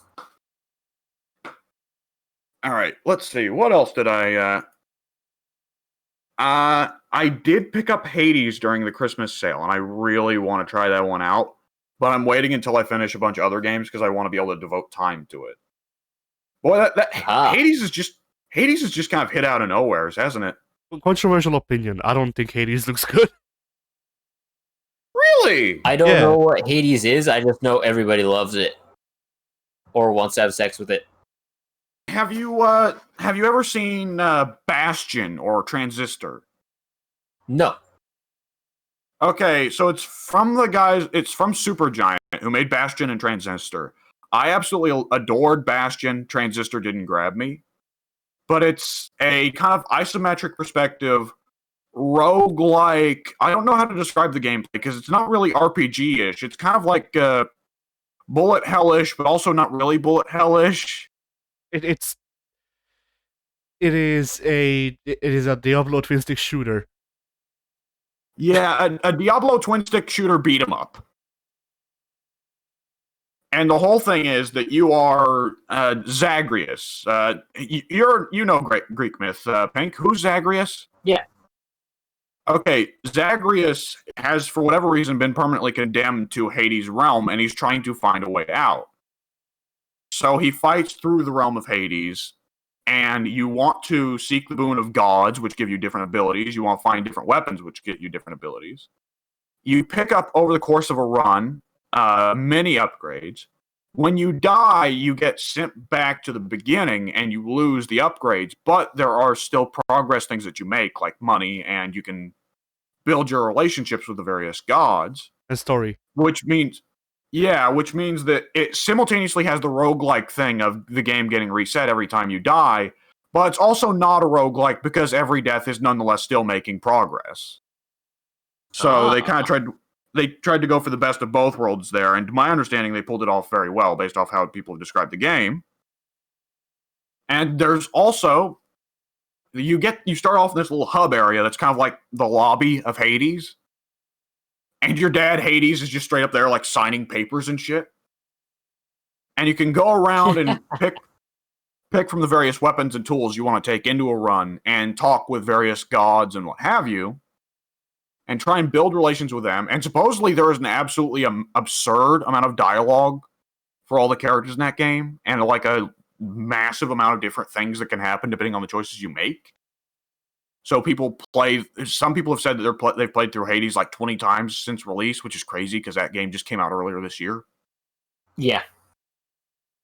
And obviously they hit all the big gods to hit. Like, hey, it's Zeus, it's Aphrodite, it's Athena, and so on. Well, it's also like, oh, hey, it's Achilles, or how about Theseus? Or Megara, and not the Disney Megara, who's just like a hot chick. No, the actual Greek myth Megara, who is one of the Furies. Right. Nifty. And it's got a very fun-looking art style. It's still very classically Greek, but nonetheless, they kind of modernized it with they kind of hit it with their typical Supergiant art style in terms of colorization, but still classic Greek. Yeah. And I'm really excited to try it, but I'm trying to... Ordinarily, when I get a bunch of things on Christmas, I try to give them all equal time, but then I just pick one favorite, and then I don't come back to the others. I'm trying to, from the very beginning, pick some things to run through that I got for Christmas, so that the other ones will still be anticipatory things I've not tried yet, right? Yeah. Which I guess leads me to the... I'm trying not to talk about like all the stuff I got for Christmas because we overspent on Christmas this year on account of we haven't been going out at all, so we've not been spending money on restaurants. We've been spending way less money on groceries, which means we had a huge Christmas over here, and there's a whole lot of things. Uh-huh. But I did get quite a few PS4 games, and right now I'm just trying to focus on God of War 2018, which I have watched an LP of before, but I wanted to play through the game myself. That game looks really good to watch, feels better to play. Okay. The combat in that game feels very good, and it's way harder than it looks. Because when I was watching the Super Best Friends LP of God of War 2018, I was like, come on, Pat, how'd you fuck that up? Come on, it's so easy. And now... Now I'm actually playing it. It's like, oh, there's a lot more going on here than I was noticing. I forgive you, Pat. Yeah. I gotta say, there is a distinct feeling in that game. Like, when you start off and Kratos has like 2 moves, and it's like, oh, Jesus. But at the same time, every move that you unlock after that has a great deal of significance to it, you know? Mm. And it looks like the moves actually, like, do different things, which is nice. We don't have the classic God of War issue of, here's 5 combos, only one of them is any good. Right. I haven't gotten too far into the game. I've only got to... Addy, you played through God of War 2018, right? Yeah, I've played through it twice or 3 times, I forget. Okay, so I've gotten to just where we pulled the temple out of the water. The first time you wake up the World Serpent. Ah. And... I forgot just how much I fucking loved Brock's dialogue in that game. I love that you get the World Serpent, and because the World Serpent leaves the water, the lake recedes, revealing this massive underwater temple that's entirely untouched. You immediately go there, go up to the front door. Brock is already somehow already inside. And Atreus shouts at him, how did you get here first? And Brock just replies, none of your fucking business. Anyways, come inside. Like, I love just how... Yeah? They do explain in just a little bit how Brock got there first, but nonetheless, I love how just abrupt and pointlessly rude Brock's response is. Just, none of your fucking business. Brock's voice actor was having a great time with that character in that game.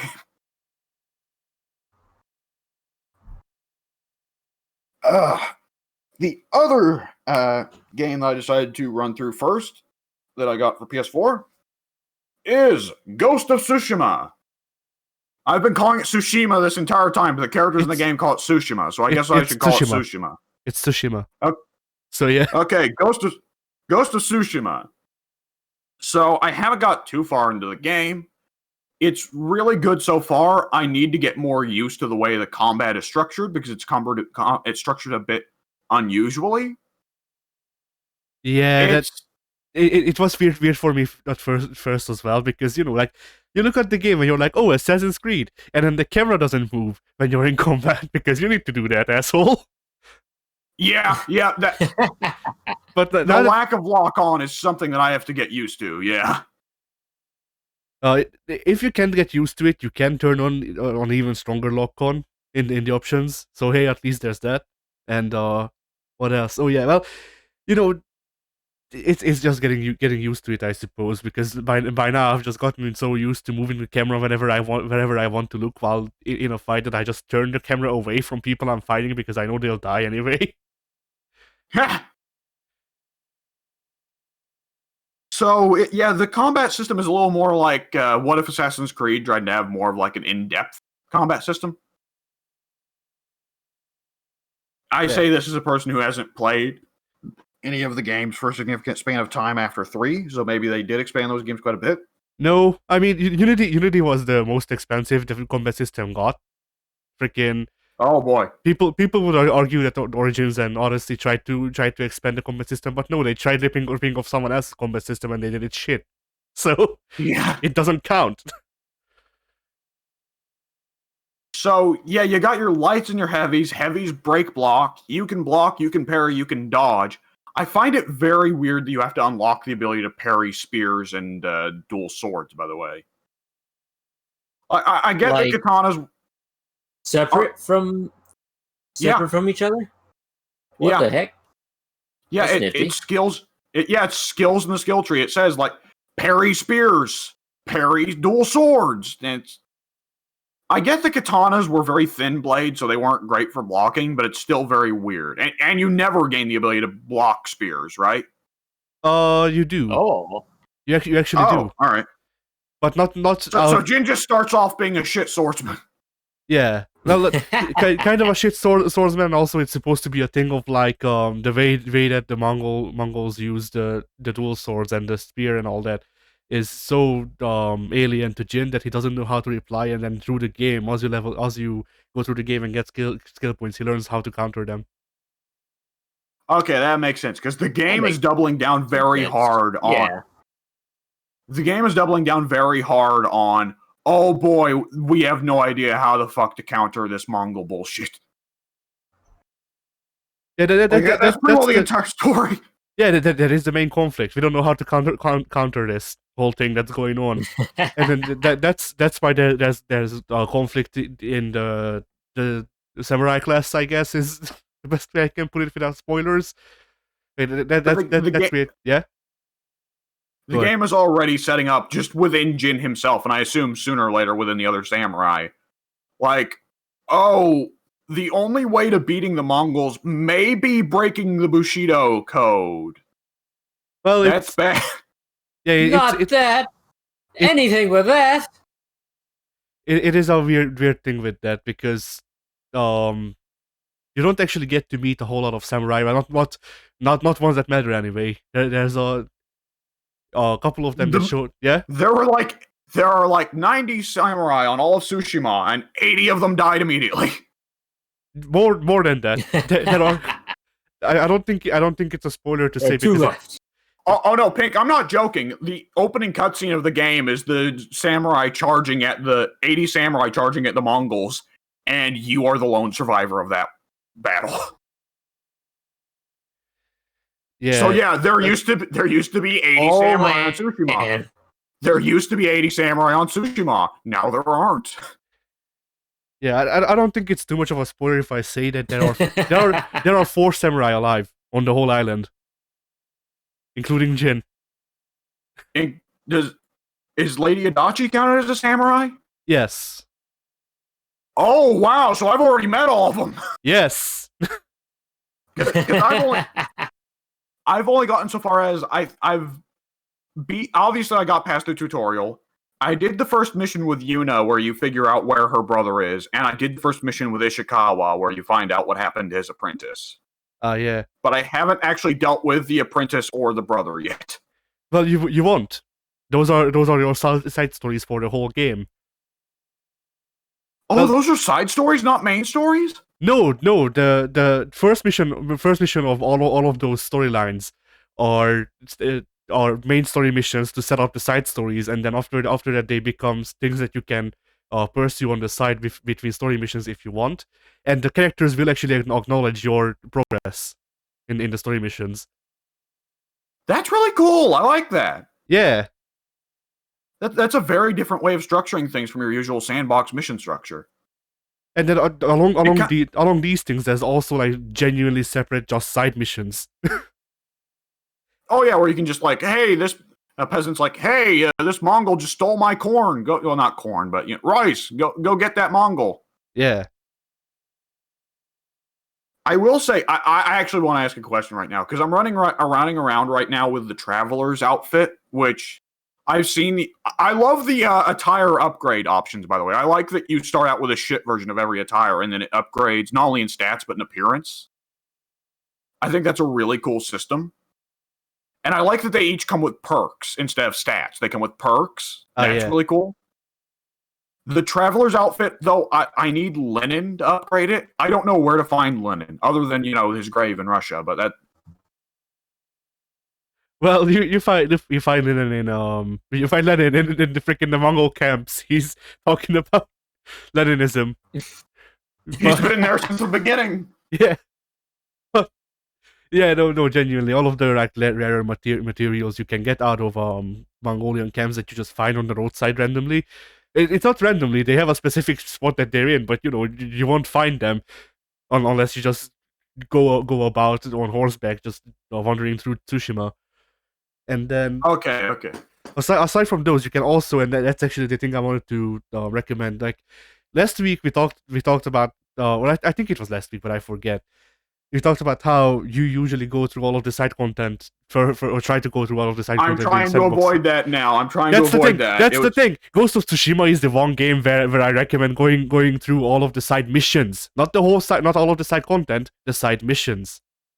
Okay. I will probably try and do that because, like you said, it actually revolves around main characters, so it kind of feels like main plotline tangents, Yeah, and like just doing the different like shit for the peasants as well, and doing the stuff for the main story characters gives you rare materials. So they boost boost your upgrades, and that's the reason I think you should. Yeah. Well, also some of them give like new moves and new mechanics, don't they? At the start. Okay, that's just a thing at the start. Okay, that makes sense. Well, after a while, you find mythical quests, I think is what they called them, or mythical stories, something like that. And those are the ones that give you new moves after that. Okay. And then what else? Well, everything has a reward. So if you want, you can go and follow the foxes because after a while, for one, they unlock the charm slots for you, but after a while, they give you charms that you can unlock, or you can upgrade the more you go to fox shrines. Okay. And let's see what else there is. The bamboo. I'm forgetting the freaking names of them, but the bamboo shoots. There's things that you can cut. These displays of bamboo that you can cut, and that gives you more resolve. So those are a good thing to actually go out of your way to get. And also hot springs. Oh yeah, because getting more resolve seems like a high priority. And then going to the onsen, the hot springs, that puts your health up. So that's also a good idea. All right. What else was I going to say? Oh, I did want to say I like the I was really happy upon seeing the Traveler's outfit as soon as I got it. I like that. At first, I was thinking going into the game that the only options would be samurai armor or a ninja garb. I'm really happy that there's stuff like just random like kind of wandering Ronin clothes, or like I have to assume I can get a Hakama later on, right? Yeah, you get I'm forgetting the proper name because yukata. That's the outfit yukata. You do get two versions of the yukata as well. One without like any extras. That's literally just like what samurai would have wore during peacetime, and then you get a version that has shit on it. All right. And then also in New Game Plus, you get 2 additional costumes if you go through that. Oh, all right. And I also wanted to ask, for how long are the crossover costumes and Legends going to be available? I don't remember, but I think it's 2 weeks. So, yeah. Okay, I just wanted to know how much time I have to get used to the game before I have to go. What do you do to unlock the Legends costumes? You just play a story mission. So like literally, if like next week you were like, hey, I want to grind out the Legends shit, we could do that. Oh, okay. Okay, it's until January 15th. So yeah, I can do that. I can do that. And I think that's the extent of what I got to say about Ghost of Tsushima. I got Sekiro Shadows Die Twice and put just like, I don't know, 20 minutes into it. That game is weird. It's very weird. For one thing, it's a Dark Souls game with parkour, which is by itself like, what? Yeah, which is why I'm actually interested in it. The combat structure, I haven't, like I said, I only put like 20 minutes into it. It seems like just parries all day, parries. Because like parries are instant kills on any given enemy. And health seems a little harder to come by in that game. So just get used to parrying assholes. Yeah, that's what I heard. That most of the bosses are parries. Most of the enemies and bosses are parries, and then there's just a couple that you can't parry because it's a Souls game. Yeah, it's got a system that I find really interesting called the death blow system. Basically, you can put someone in a stagger state either by parrying them, or there's kind of like this little stamina thing. Oh, so it's like Neo. Well, it's not Dark Souls or Neo style stamina. Because, like, the only way to take this kind of stamina damage is through blocking. Because swinging doesn't, like, change your stamina at all. So, like, you can just swing like a fucking madman. And basically, you can put someone into a stagger state also by hammering them whenever they're blocking and just repeatedly hammering them with fucking light attacks. And when they're in a staggered state, you can death blow them. And on regular enemies, that is a guaranteed instant kill 100%. And I've only run into one boss so far. Or one boss that was actually beatable, at least. And that boss has 2 circles above his health bar. And those represent death blows.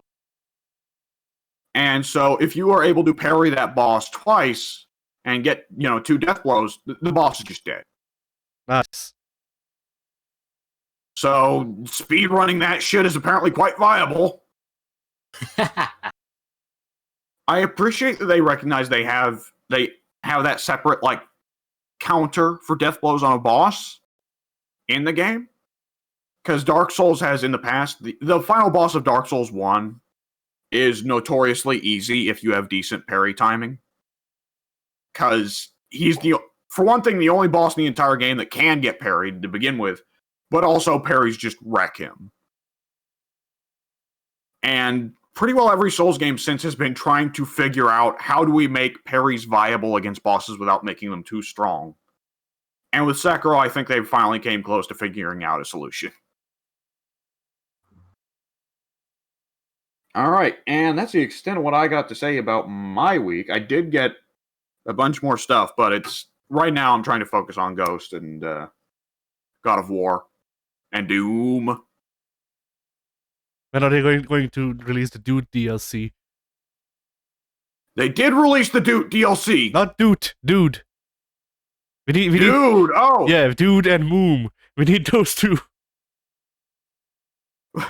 Okay, is Dude like got his double? Has Dude got a super shotgun in either hand, and Moom's got a fucking fist, a clenched fist on either hand? Yes, playing Doom with the Moom DLC installed unlocks the fist's weapon. Playing Moom just gives you permanent berserker. Yeah, but you still have normal health. Yeah. All right, what were the New Year's topics you wanted to handle, laddie? Yeah, so since we're a video games channel, I figured, and there's a switch between generations going on, I figured it would be fitting to ask what our best game of the year was. To start off. Ooh, Game of the Year 2019. 2020. Does it have to be a game that came out in 2019? 2020, but yeah. Did I buy any games that came out in 2019? Yes, I did. I bought Watch Dogs Legion. Never mind. 2020. Yes, it's 2020. Oh, fuck my brain. Yeah, you're trying quarantine to repress the bad memories.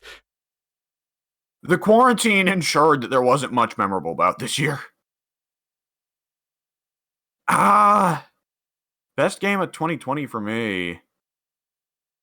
See, here's the thing. I now own. Hang on, let me count over there. 1, 2. The fuck is that? 3. Did Marvel Ultimate Alliance 3 come out this year, Pink? I think it did. no, No? I don't. No, it did not. Came out last year, I think. Okay, so here's the thing. All the games that that came out in 2020 that I have right now are games that I have got in the last 2 days. All right. And out of all of them, the only one I've put any playtime into is Ghost of Tsushima. So I'm going to say Ghost of Tsushima is my game of 2020 based off the fucking 3 hours I put into it. But there is a very real chance that over the coming days, I may, say, prefer Neo 2 or Hades. We'll have to see, you know? Yeah. Yeah. What about you, Pink? Is it just Watch Dogs Legion is the only viable contender for you? That is the only game that I've bought this year, to my knowledge. No, let me check my Switch real quick. There must be something else. Hey, you Pikachu. Where did I put that? Hey, you Pikachu. The best part of me saying that is that I wanted to say the Pikachu release of Gen 1, but I think that came out last year. And Hey You Pikachu is an N64 game, so that's like freaking 98. So Game of the Year 2020, Zelda Majora's Mask. yeah, like every other year. Yeah. I'd like to see like a critic just fucking do that and just have the balls to put the same one every year. I mean, I've seen Todd in the Shadows do that with Wiggle. He put it on the worst list on spot number 1 for like 3 years in a row. Ha! So I think Watch Dogs Legion is the only game released in 2020 that I bought in 2020 and have played in 2020. Yeah, but what about the games that were released in 2020 that you bought in 2019? You know, those, I have a hard time sorting them out. Time travel is weird, yo. Addy, what's your top game of 2020? Gee, I wonder. And why is it Ghost of Tsushima? Because it's like one of the 5 games I bought this year overall. Yeah. Did I even buy 5 games this year for myself? Like shit. Most of the new games I got this year were bought by W. So Yep. I'm not sure. Let's just say Sonic Adventure 2 came out in 2020, and there we have our new contender. Yes. Oh. Sonic Adventure 2. 2020. No, that's a different game thing. Oh. Oh no. The moon's been destroyed for freaking 18 years. The droplets have destroyed the Earth. We are all living in Eggman land now. Okay. Yeah? Pink. Yeah. What's your top game that you played for the first time in 2020 that isn't a new game of 2020? Is not a new game of 2020. That is an excellent question. I've got a handful. I really enjoyed Streets of Rage 4. Probably not best one of 2020. Wait, that might actually be one that released in 2020. That came out this year. 2020. That came out this year. Okay. So Streets of Rage 4, is that one better than Watch Dogs Legion? Definitely. Okay. They're very different. They hit very different hemispheres in the brain. So I'm very hard on Watch Dogs Legion because it has a lot of potential, but our technology isn't able to fully realize the potential that it possibly has. We do Still not a very have the good game, technology. though. Yeah, we're still very limited in what we can do. Yes. And the budgets are even more limited. Oh, yeah. Oh, Ubisoft. So, yeah, I enjoyed Watch Dogs Legion. I really enjoyed Streets of Rage 4. So, I think overall I'd give it to Streets of Rage 4, because even though it's a much, much shorter, simpler game, it accomplishes what it set out to do. And Watch Dogs Legion, what it set out to accomplish is giving you the ability to play as anyone, which mission accomplished, but it's not a great goal to have, and it doesn't provide a great game. And it wasn't executed very well. Yes. There's so much that they could have done better. We'll see what Watch Dogs has in store for us around 2040, and then it should be producing a 10-star rating game. Yes.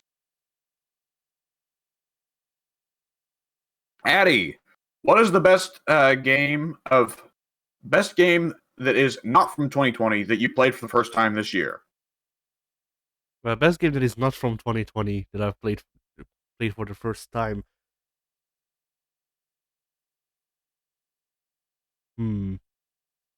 While you're thinking, I'll say shout out to Guilty Gear, Double X, and Exerd, as well as Fire Emblem Three Houses as my favorites of 2020 that did not come out in 2020.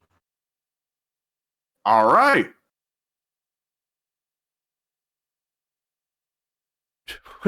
What games did I play this year? Funny. Dude, I bought Animal Crossing. That game was pretty good. It's Animal Crossing.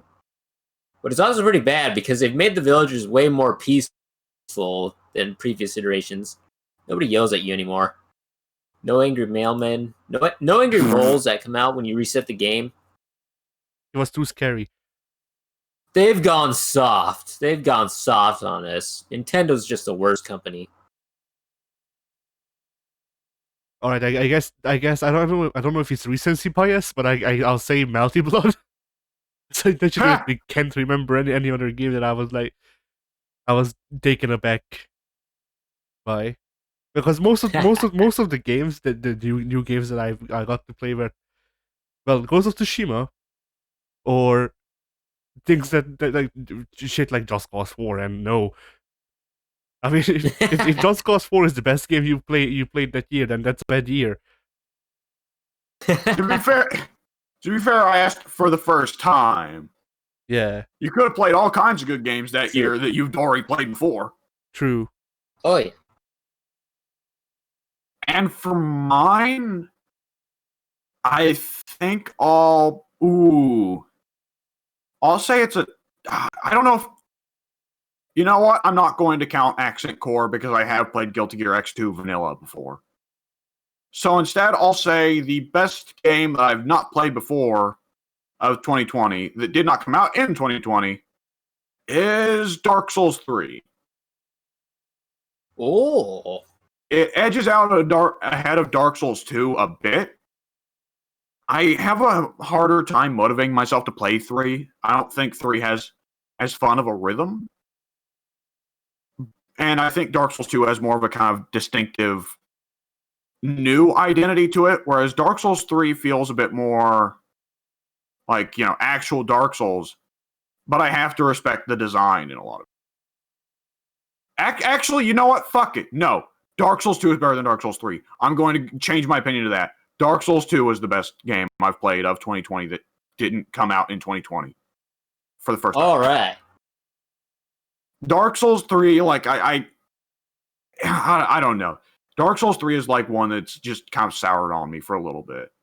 Because Dark Souls 2 has its flaws, definitely, but Dark Souls 2 has its own unique identity, and Dark Souls 2 has its own gameplay rhythm.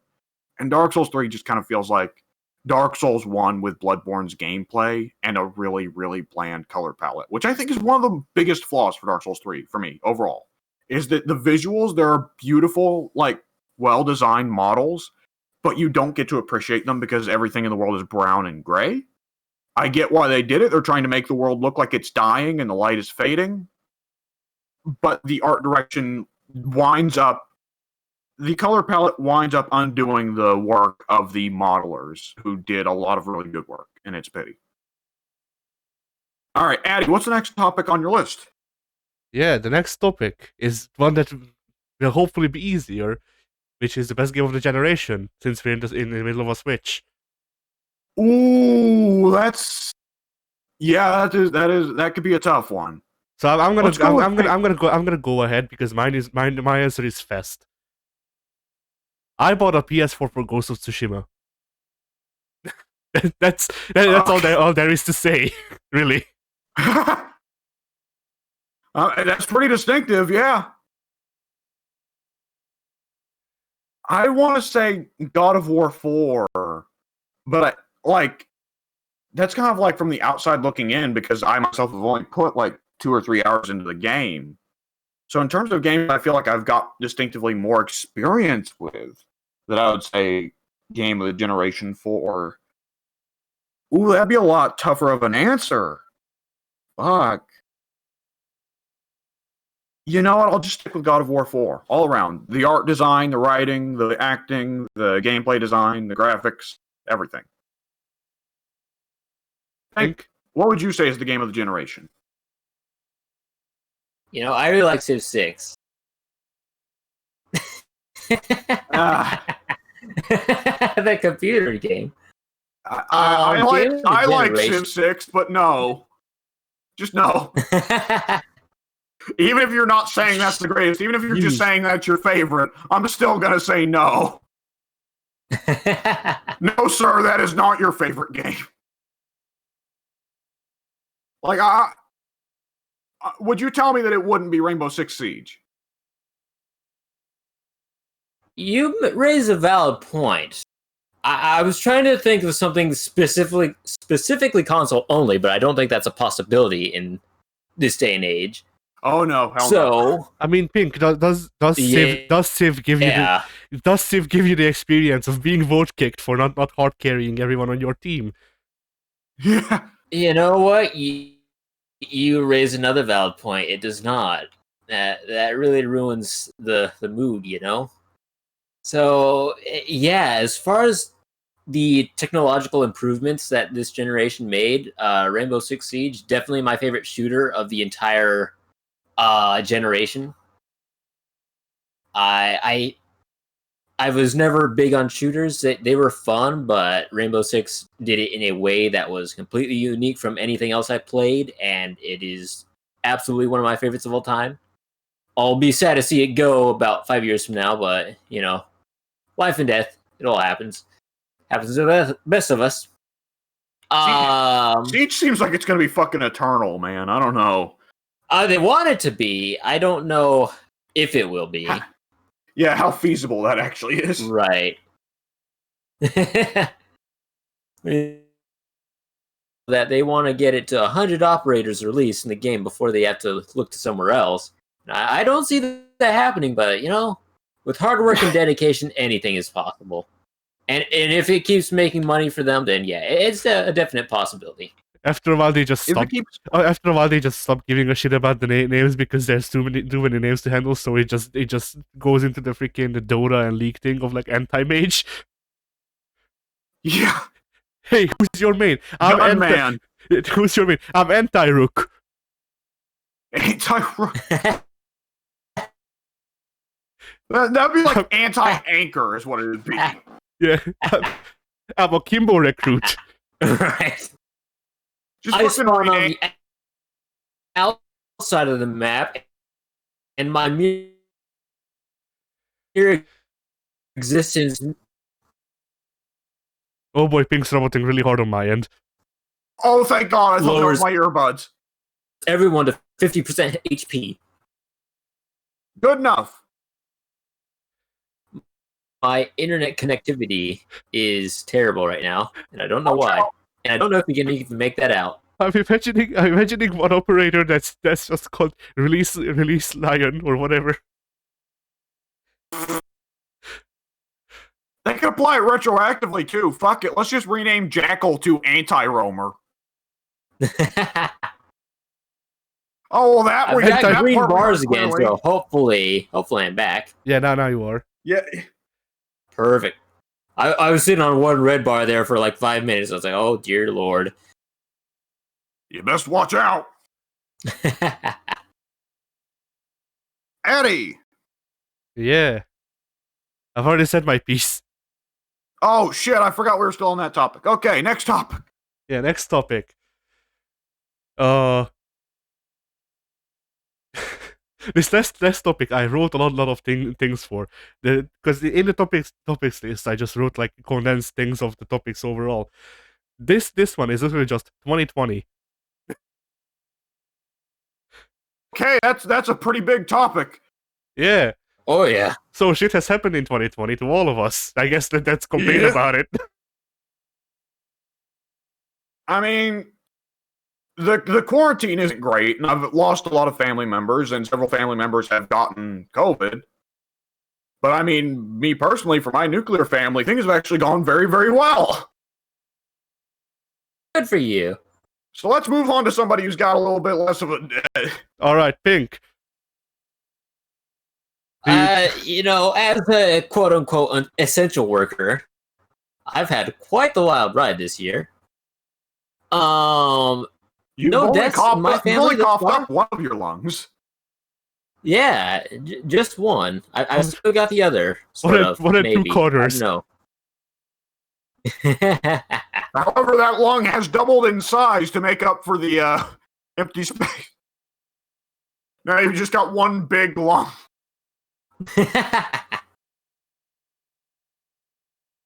You're really less of a human being now and more just kind of a walking bagpipe. That'd be pretty sweet. But good news, you are a bagpipe from Monster Hunter, so you can just yell at people and they die. It's a good way to deal with overly snappy customers. Yeah. Oh yeah. Their heads just detonate. Yeah, wild year. Dealing with all the hand sanitizer shortages and whatnot. And toilet paper. Fuck. And toilet paper. Yep. And Lysol. I haven't been able to see a fucking Lysol wipe since February. They don't exist anymore. There's so much dirty shit all over the house I haven't been able to clean. Fuck. Look, you can't blame the people hoarding all the Lysol and the freaking the toilet paper. They just really wanted to build a castle. That's the only thing that keeps out the COVID. Yeah, a toilet paper castle. Yeah. That's what they've got going on in fucking New Zealand. Is they just keep having to build new ones every time an Australian comes in. Yeah. There's one gigantic floating toilet paper castle all around New Zealand. Yeah. The toilet paper at the bottom has got soggy though and is dissipating. They keep having to replace it. Yeah. Ew.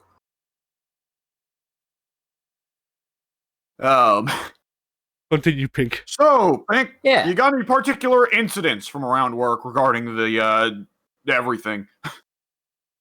Not really. The big news with work is that I spent about 9 months doing everything by myself because they never replaced me.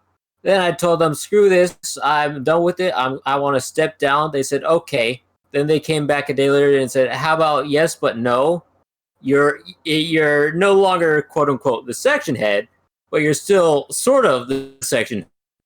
So what it is now is I'm basically co-section head. I am the tag team champions with somebody else. So yeah, I'm basically totally in charge of candy. A little less on the general merchandise side now, but still dealing with a lot of that. But it is nice that after telling them that I'm saying screw it, that they finally decided to get me some help. That was great. Unfortunate that it took them 10 months to do it. Yeah. It's the absolute worst. I'm not going to lie, when you were first saying that, I thought that you were going to say, so in response, they kept my workload the same and also docked my pay. I mean, the workload is the same. Pay didn't change either, but it didn't go down, so that's good. You are not a tag team champions with you and your replacement that never arrived, so it's just you still. Yeah. It's stupid. I'm still kind of keeping my eye out on other employment opportunities. I want to in the future go into like some sort of trade. I want to learn HVAC, heating and air conditioning and whatnot, because then I'll have a stable job and my house will never be too hot or too cold, and that would be lovely. I could die happy that way. And your the only stable thing nowadays. Uh-huh. And your work is always going to be needed because of the global warming. So hey, Yeah, yeah. I like the sound of that. the icebergs go down, but pay go up. Oh yeah, just iceberg profiteering. Yes. like I'm imagining Pink standing before the freaking diagram with the thing saying Stonks. Stonks. Like there's two diagrams next to him. One of them is amount of HVAC installed this year, and the other one is amount of ice caps left on the freaking northern pole, and it just goes down through the diagram.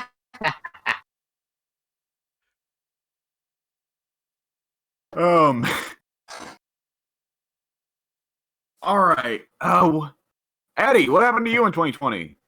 Well, most of my 2020 was just a normal year because I never went out anyway.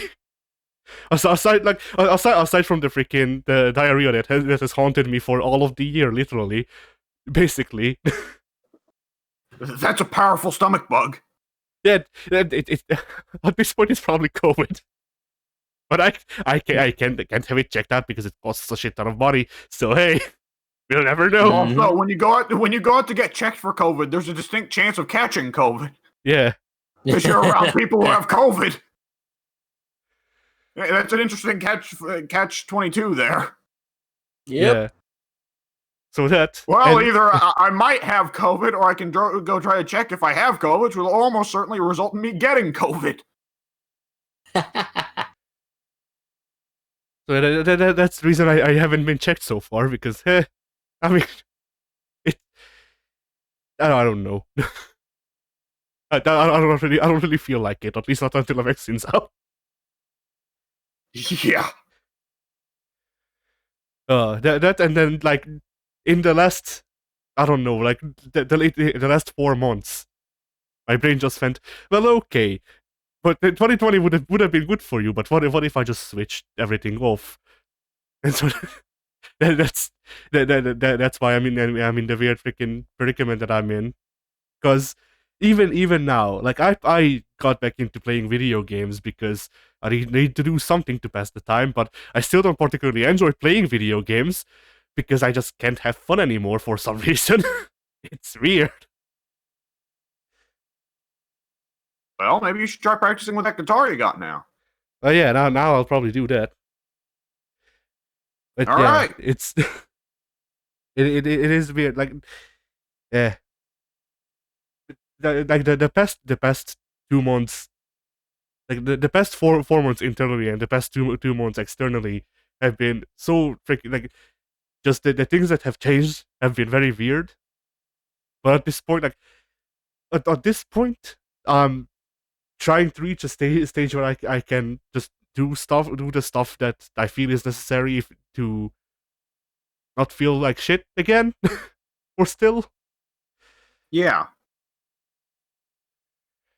Which will be hard because it requires change, and change is not something that I particularly like. As proven by 2018. Yeah. So yeah, that's gonna be fun to deal with in the coming months or years. We'll see. I could not hear what you said. I said that's gonna be fun to deal with in the coming months or years. Who knows how long this shit will go on. When you don't have troubles in life, life will find a way to make new troubles. True. And yeah, those are all of the freaking the topics, because I also like wrote up worst game of the year and worst game of the generation. But I mean, for the generation one, maybe we have candidates, but The thing is that I generally don't play games that I think I won't enjoy. I mean, neither do I. It just find its way to me because free games are all I have a lot of times.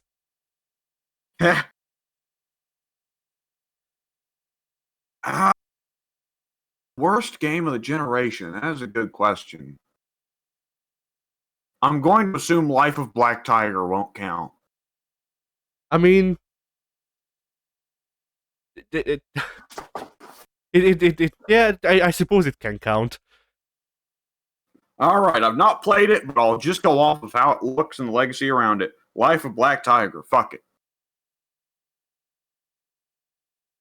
Hank. Yeah. Worst game of the generation.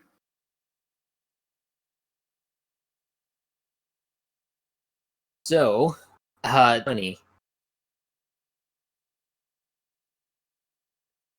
I think you Is could my internet back? Yes. All right. So it should come as no surprise when I say it's 2K20. Oh yeah. That you actually got to play that one. I mean, we all did, though. Oh right. Not to the extent that Pink has, but we all got to play it, and oh boy, was that what that sure was a game, I suppose. if you go by the literal definition in the freaking the dictionary. It was definitely published as a game. It says something. I only got to play 5 matches with it, and 3 out of the 5 were bugged as fuck. Mm-hmm. Yeah, that one's pretty rough. All right, I've got one for y'all. I've got a topic for y'all. Oh wait, actually, we should first ask Addy. Addy, worst game of the generation. All right, this is a petty reason, but I actually have not one but 2 petty reasons for saying this game. But Cyberpunk for me, actually 3 now that I think about it. Yeah, I have 3 petty reasons for disliking Cyberpunk. What is the obvious CD Projekt Red, which yeah. The second, what now? Well, the fact that it's made by CD Projekt Red, which yeah. Oh. That's the first petty reason. My second petty reason is because of the whole seizure-inducing cutscene that they left in. Or it wasn't I forget if it was a cutscene or a gameplay part, but yeah, that part that they had to patch out. But at least they patched it out, so you know. It Good on them for actually caring, sort of. Yeah. And the first petty reason for me disliking it is just that I actually very much enjoyed the cyberpunk aesthetic, but not many games actually not many games pull it off correctly because, well, I don't know if I'd say correctly, but not many games provide a whole feel that's I would want to pursue, because either they're in genres that I don't like, or they're just not really doing a lot aside from just trying to use the cyberpunk aesthetic to sell the game. And I mean, that's kind of the case with Cyberpunk as well. But I look at Cyberpunk and I'm like, oh well, I can see that there could be a game that I could be interested in here, but like most of the things that would have made me interested have been cut, and it's also made by CD Projekt Red, so it's janky as shit.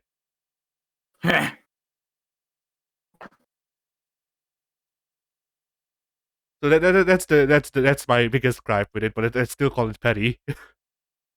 Yeah.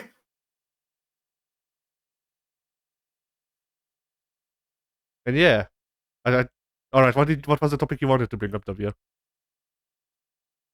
All right, my topic idea. Can somebody say something real quick? Something real quick. Okay, thank you. My topic idea was most anticipated game of 2021. 2K22. Yeah, I'm actually really curious to see what they'll do. If they'll do anything at all. Yeah, right. Is the series canceled now? What's going on? Yeah, I'm very curious. I don't have much hope for wrestling games now. I don't. I don't blame you. I don't because it's 2K, but at the same time, 2K20 made such a big stink it reached outside the wrestling fandom, which doesn't ordinarily happen. Yep. Yeah. And like, there's been talk for a long, long time of torching the engine and starting over. But the obvious problem is like there's so many assets they've made in this engine that it feels like we'd be losing a lot. But I think 2K doesn't really fucking care as long as it makes money. So I think there's a very real chance 2K has got visual concepts to torch the Ukes engine and just start over. And we get Smackdown 1 on the PS1 again, but with less customization and all that. The gameplay and the character models will just be that quality. Yeah, that's what I was about to say. I'd be interested to see how they'd handle a new engine. I feel like I'd be obligated to try it just because how much of our group was assembled around wrestling games. At the same time, it would suck ass because we'd lose all the gameplay modes. Universe would almost certainly be torched. 90% of movesets. No, 95% of movesets would be gone. And that'd be the part that fucking stings for me, because you guys know me. Like, up until I just lost interest in the series, I was like the moveset nerd of the forum. Yeah. Yeah. Like, it would fucking sting, man.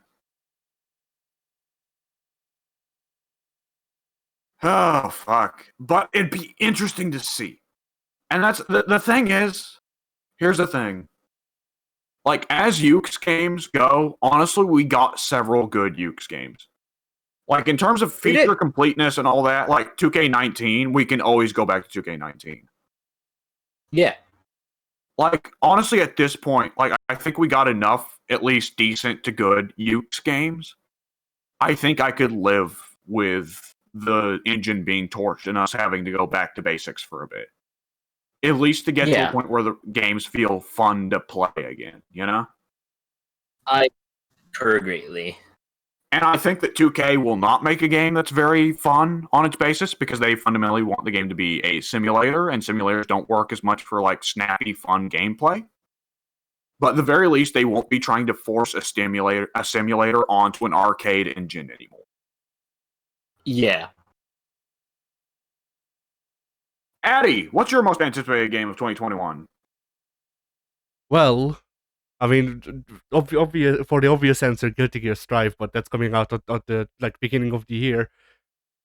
Actually, no, it's April. Yeah, but it's April in the States. I don't know when the hell it's coming out over here. That's the best part. Yeah, because of course we have to be terribly curious. Gonna be a surprise. I'm curious to see how they'll handle Anji now, since the last character designer was for Anji came out in fucking 2002. But like, they still also said there's one other character other than Anji, right? Yeah, it's Leopoldon.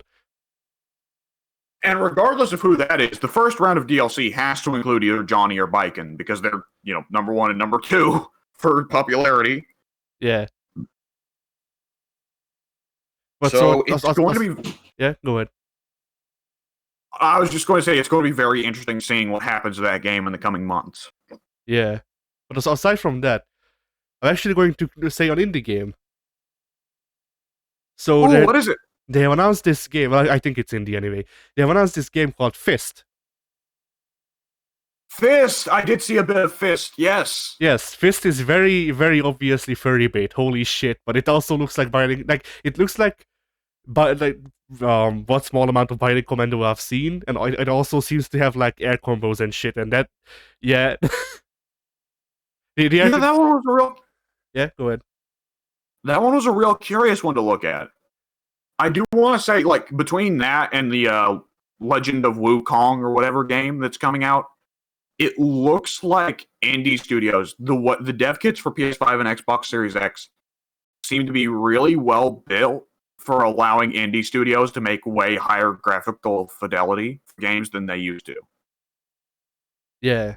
Because these are indie games, but they look like AAA games in terms of graphical fidelity, you know? Yeah. And that will definitely be fascinating to see in the years to come with the console generation. Because Soon didn't explain it to me in depth, but he did say that one of the major focuses of the PS5 and Xbox Series X in development was making them a lot easier to develop for. And I think making the industry more efficient should be a real focus because, boy, a lot of the AAA devs and publishers right now hemorrhage money with stupid choices. Yeah. Like, just how much money has been lost with some of the clusterfucks we've had just in the last couple of years. Like, see, how much money is CDPR going to lose on the Cyberpunk clusterfuck? I mean, Because I'm sure they'll probably enough to lose government funding. I don't know about that, brother, because like CDPR is pretty well the number one cultural thing in Poland right now. True. They fucking gave Obama a copy of The Witcher 2 for some reason. They went to the Vatican and gave the Pope a copy of Undertale on a USB stick. Yeah. Matt has been the PR officer for CDPR all along. Matt Pat is the new fucking Prime Minister of Poland. Yes. He doesn't even fucking live there. He wasn't even running for election. He doesn't even know. He doesn't even speak Polish. That's the biggest part. Like, the population of Poland just wrote him in for some reason. Oh, shit. For my part, the game I am most excited for of 2021, I haven't mentioned it much, but the Warhammer 3 hype has been building and building and building. And just recently they released a big pack of wallpapers to celebrate Christmas, a pack of free wallpapers, because, you know, we're in 2007 now. Yeah. And there was a bunch of wallpapers, and it's like, oh yeah. And then there was just an image in the file that was just labeled 321. And it was like this fucked up 3 made out of like squid demon eyes and shit. It was. And considering that. Go ahead. Oh no, go ahead. I was going to say it was a picture called 321, and then when you open it up, it was like boarding orcs and doing the goatsy. It's an orc coming out to the fucking theme. It's an orc coming out to break the walls down.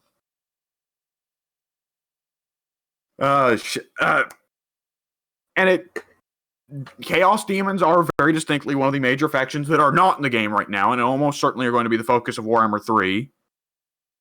And a mobile game, a spin-off of Total War, was released actually it may not have released yet, but nonetheless it was advertised as the mobile game equivalent to the upcoming third entry in 2021 or whatever. So they pretty well just, that damn mobile game spinoff accidentally said, oh yeah, it's coming in 2021. So fucking hype. They announced that the mobile game is Total War Warhammer 3, and then they just write, "What do you all not have phones?" Ha! Oh man, did you hear that people are actually getting their hands on Diablo Immortal now, and it's actually pretty good? No. Yeah, it's been getting like, people are saying like, oh yeah, this is actually like a fantastic mobile game. Ain't that funny? It's one thing. Turns out that's the one thing Blizzard can't fuck up right now. Oh my god, there's gonna be demons and morbidly obese Mongols. That sounds incredible. And Russians riding bears with guns. Even better. And Satan worshipping dwarfs that are based off Babylon. No, somehow less exciting than the bears, but still pretty cool. And they make machines that have demons as fuel. Now that's interesting.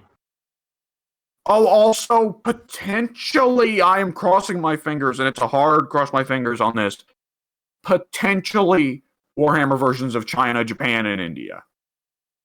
Oh. And I don't know. There's just something interesting about the idea of samurai versus orcs for me.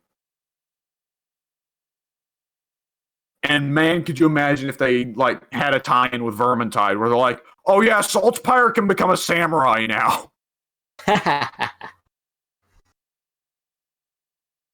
Oh man. Oh yeah, I guess I should mention that I did pick up a bunch of DLC for Vermintide while it was on sale. So hey, maybe I'll talk about that in the coming weeks. But I didn't get to spend much time with it past couple days. Anyways, all right, most anticipated game of 2021. But let's go ahead and say, what is the game? What sequel would you like to see happen on this coming console generation? Whether it can be one that's been announced or one that's not been announced, but a sequel that you would want to see on this coming generation that you would think it would make very good use of the new tech. Pink. I don't know. That is an excellent question. I don't think there's a game that I'm really anticipating a sequel for on the current generation. For the Nintendo generation, because they do their own things, I'd love to see a sequel to Super Mario Sunshine finally, but that's not going to happen. Well, they did. I hate to say it, Pink, but they did do a couple sequels of that. I just don't think that they're what you're looking for. Super Mario Moonlight. Actually, have you not tried Odyssey yet, Pink? Odyssey seems really similar to Sunshine. Tried Odyssey. I have not tried Odyssey. They seem very similar to me, Odyssey and Sunshine. I will have to check it out one day. Yeah, watch some footage first, but yeah. Right. What's a modern title? What have I played on the Xbox? I'd like to get a sequel. For Honor. Obviously. Yeah. The most well-liked game. For Honor.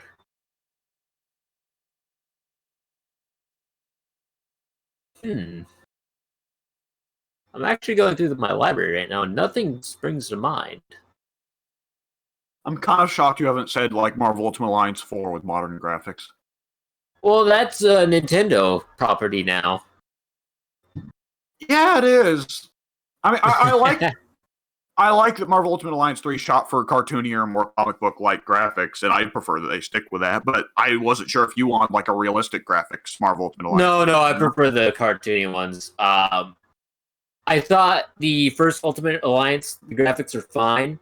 With Ultimate Alliance 2, they went really hardcore into we're making everything look very realistic, and the costumes look like they make sense now, and I didn't like that whatsoever.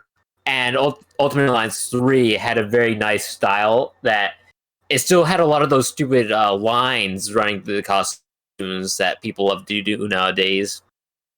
So not everything looks smooth as I think it should. But I vastly preferred that style to any of the other previous Ultimate Alliance installments. All right. Ultimate Alliance 1 had shit graphics, by the way. If you play Marvel Ultimate Alliance, yeah, the graphics are terrible, but the costume designs were. I mean, we're talking like full-on fucking Deus Ex Half-Life 1 boxman. Like, it's bad. Yeah. That was one of the very first. I think it actually was a launch title for the previous generation with the PlayStation 3 and Xbox 360. So it would have been one of the final installments on the PS. Well, actually not. PS2 went on forever, but one of the final titles for that previous generation of Xbox 360 and GameCube, which actually didn't release on GameCube. And it was back in the day when they would have arbitrary, like, extra features on the new console generations. Yes. That very, very clearly could have worked on the last console generation. Because Moon Knight and Colossus were both exclusive to the new console generation, but when you looked at them, they looked just as shit as everyone else, so they would have worked just fine on PS2. Yep. Also, what fucking guy was like, oh man, you know who's gonna sell the new console generation? Fucking Colossus and Moon Knight. Oh man. I don't know how to explain that. I can barely fathom it, but it happened. Those were definitely interesting times. But yeah, I'll say that. I'd like to see another Ultimate Alliance released on all platforms this upcoming generation. Yeah, that was a little unfair. That really screwed some people like Soon and Ted who weren't willing to buy a Nintendo console for it. Yeah. Yeah. All right, Eddie, what game, real or hypothetical, what sequel, real or hypothetical, could have been announced, might not have been announced, could just be a hypothetical, would you love to hear about that you think would make the best use of the new tech? I could go with the pretty obvious answer of Two Ghosts Tsushima, but Two Ghost of They gotta do it. Ghost of Tsushima, Tsushima 1 was a massive success. Yeah, they definitely will do it. I mean, I'm pretty sure the freaking the newest hiring things they put up on LinkedIn or whatever have suggested that they're already working on the second game. So hey, but yeah, the game I would be most hyped for would obviously be freaking Sengoku Basara 5. It's been 5 years. I think that's gonna happen. It's been 5 years, Capcom. People like even the Japanese fans are yelling at them on Twitter. So I think it'll happen. Because what was the gap between Devil May Cry 4 and 5? 11 years. Just a little bit. So yeah. Maybe PS6. Capcom, fucking, we just found out Ghosts and Goblins is getting a sequel after all this time. What? Yeah. Interesting. So, Capcom is very much a never say die publisher. That's a thing, you know? Except if you're a Darkstalkers fan. Those poor motherfuckers. They very, very much leave. You're not in the discussion. Oh man. Like, Darkstalkers is in the unfortunate position of, like, Darkstalkers can't happen unless either Street Fighter makes way too much money or not nearly enough. Yeah. I mean, that's most of the other fighting game series that Capcom has. Like, like, genuinely, what's stopping them from making a new freaking Plasma Blade or Plasma Sword? Well, Street Fighter exists. The fact that there weren't any fans of it. That too. Yeah, pretty much everything that Capcom tried between Street Fighter 3 and Capcom Fighting Jam was just like, what? Why? Other than CVS. And Marvel too. Actually, you know what? Really, the only bad period for Capcom fighting games overall, I guess, was just Capcom Fighting Jam. And even then, that was only like a 7-year dry spell between CVS 2 and Street Fighter 4. So, you know. Now, if only they'd come out with a fucking good Street Fighter. Because if we don't count Street Fighter 5 as a good Street Fighter for its various flaws, which at this point I think Street Fighter 5, after it's had so much work done on it, has finally turned around to being good. Is Cammy in that one? She is, yes. Then it's a good game. There's a lot of ass to go around in that game, man. Why have I not purchased this? Why has nobody told me? It's a PlayStation PC exclusive. Yeah, I told you to get the trial on PC to see if it runs on it, but you never did. That's right, you did. I never did. I'm the worst. Is Bison in it? He's pretty thick. Yeah, Bison is in it. Yeah. Very nice. Very nice. There's a lot of thick in Street Fighter 5. Ooh. Abigail. If we discount Street Fighter 5, then there has been a so far 12-year gap for good Street Fighters.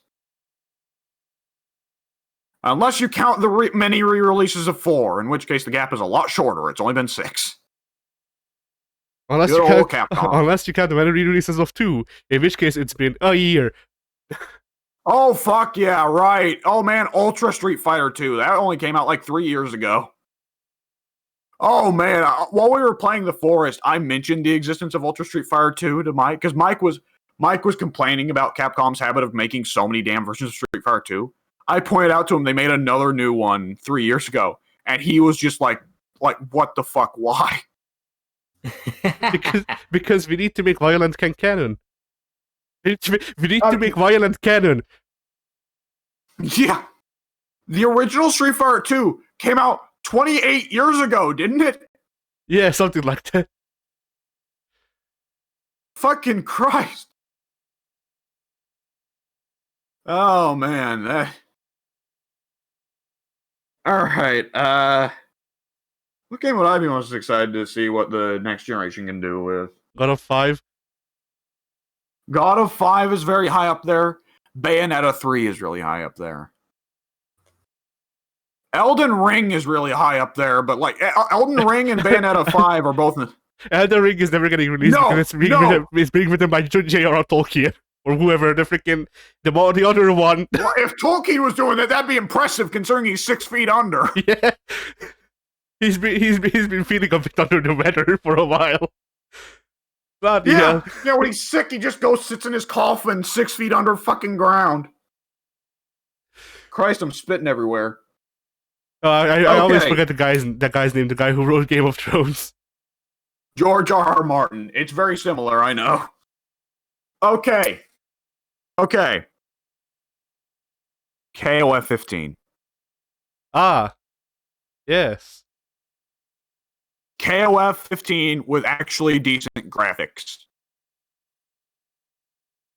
That would probably break the bank for Atlas, or not Atlas, SNK. But I would be very interested to see it. I want to see something, man. It would probably break the bank for SNK. At the same time, SNK doesn't have to worry about the bank for a bit. No, they don't. You're right. I forgot about that. Yeah, I bet the budget jumped up considerably. I hope we get like ultra realistic. Like, I hope we either get like freaking Arxis, like outsourced Arxis graphics. Or they just like go the exact opposite way and we just get like ultra realistic anime character models. Like freaking Jump Force. Oh god no. God no.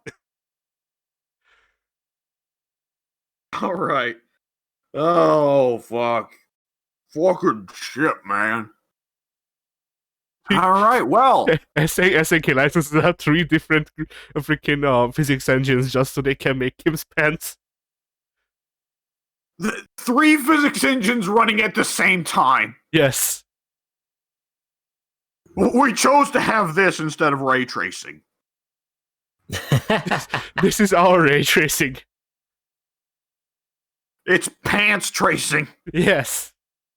Realistic pants movement, but it's never on unless Kim is on screen. To save our resources. Kim is the only one who uses it. Oh man.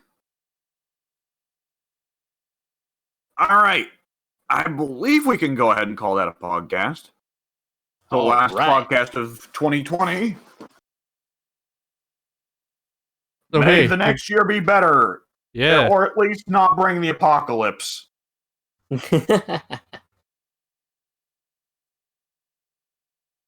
Think says bye. Goodbye. Farewell. Toodaloo.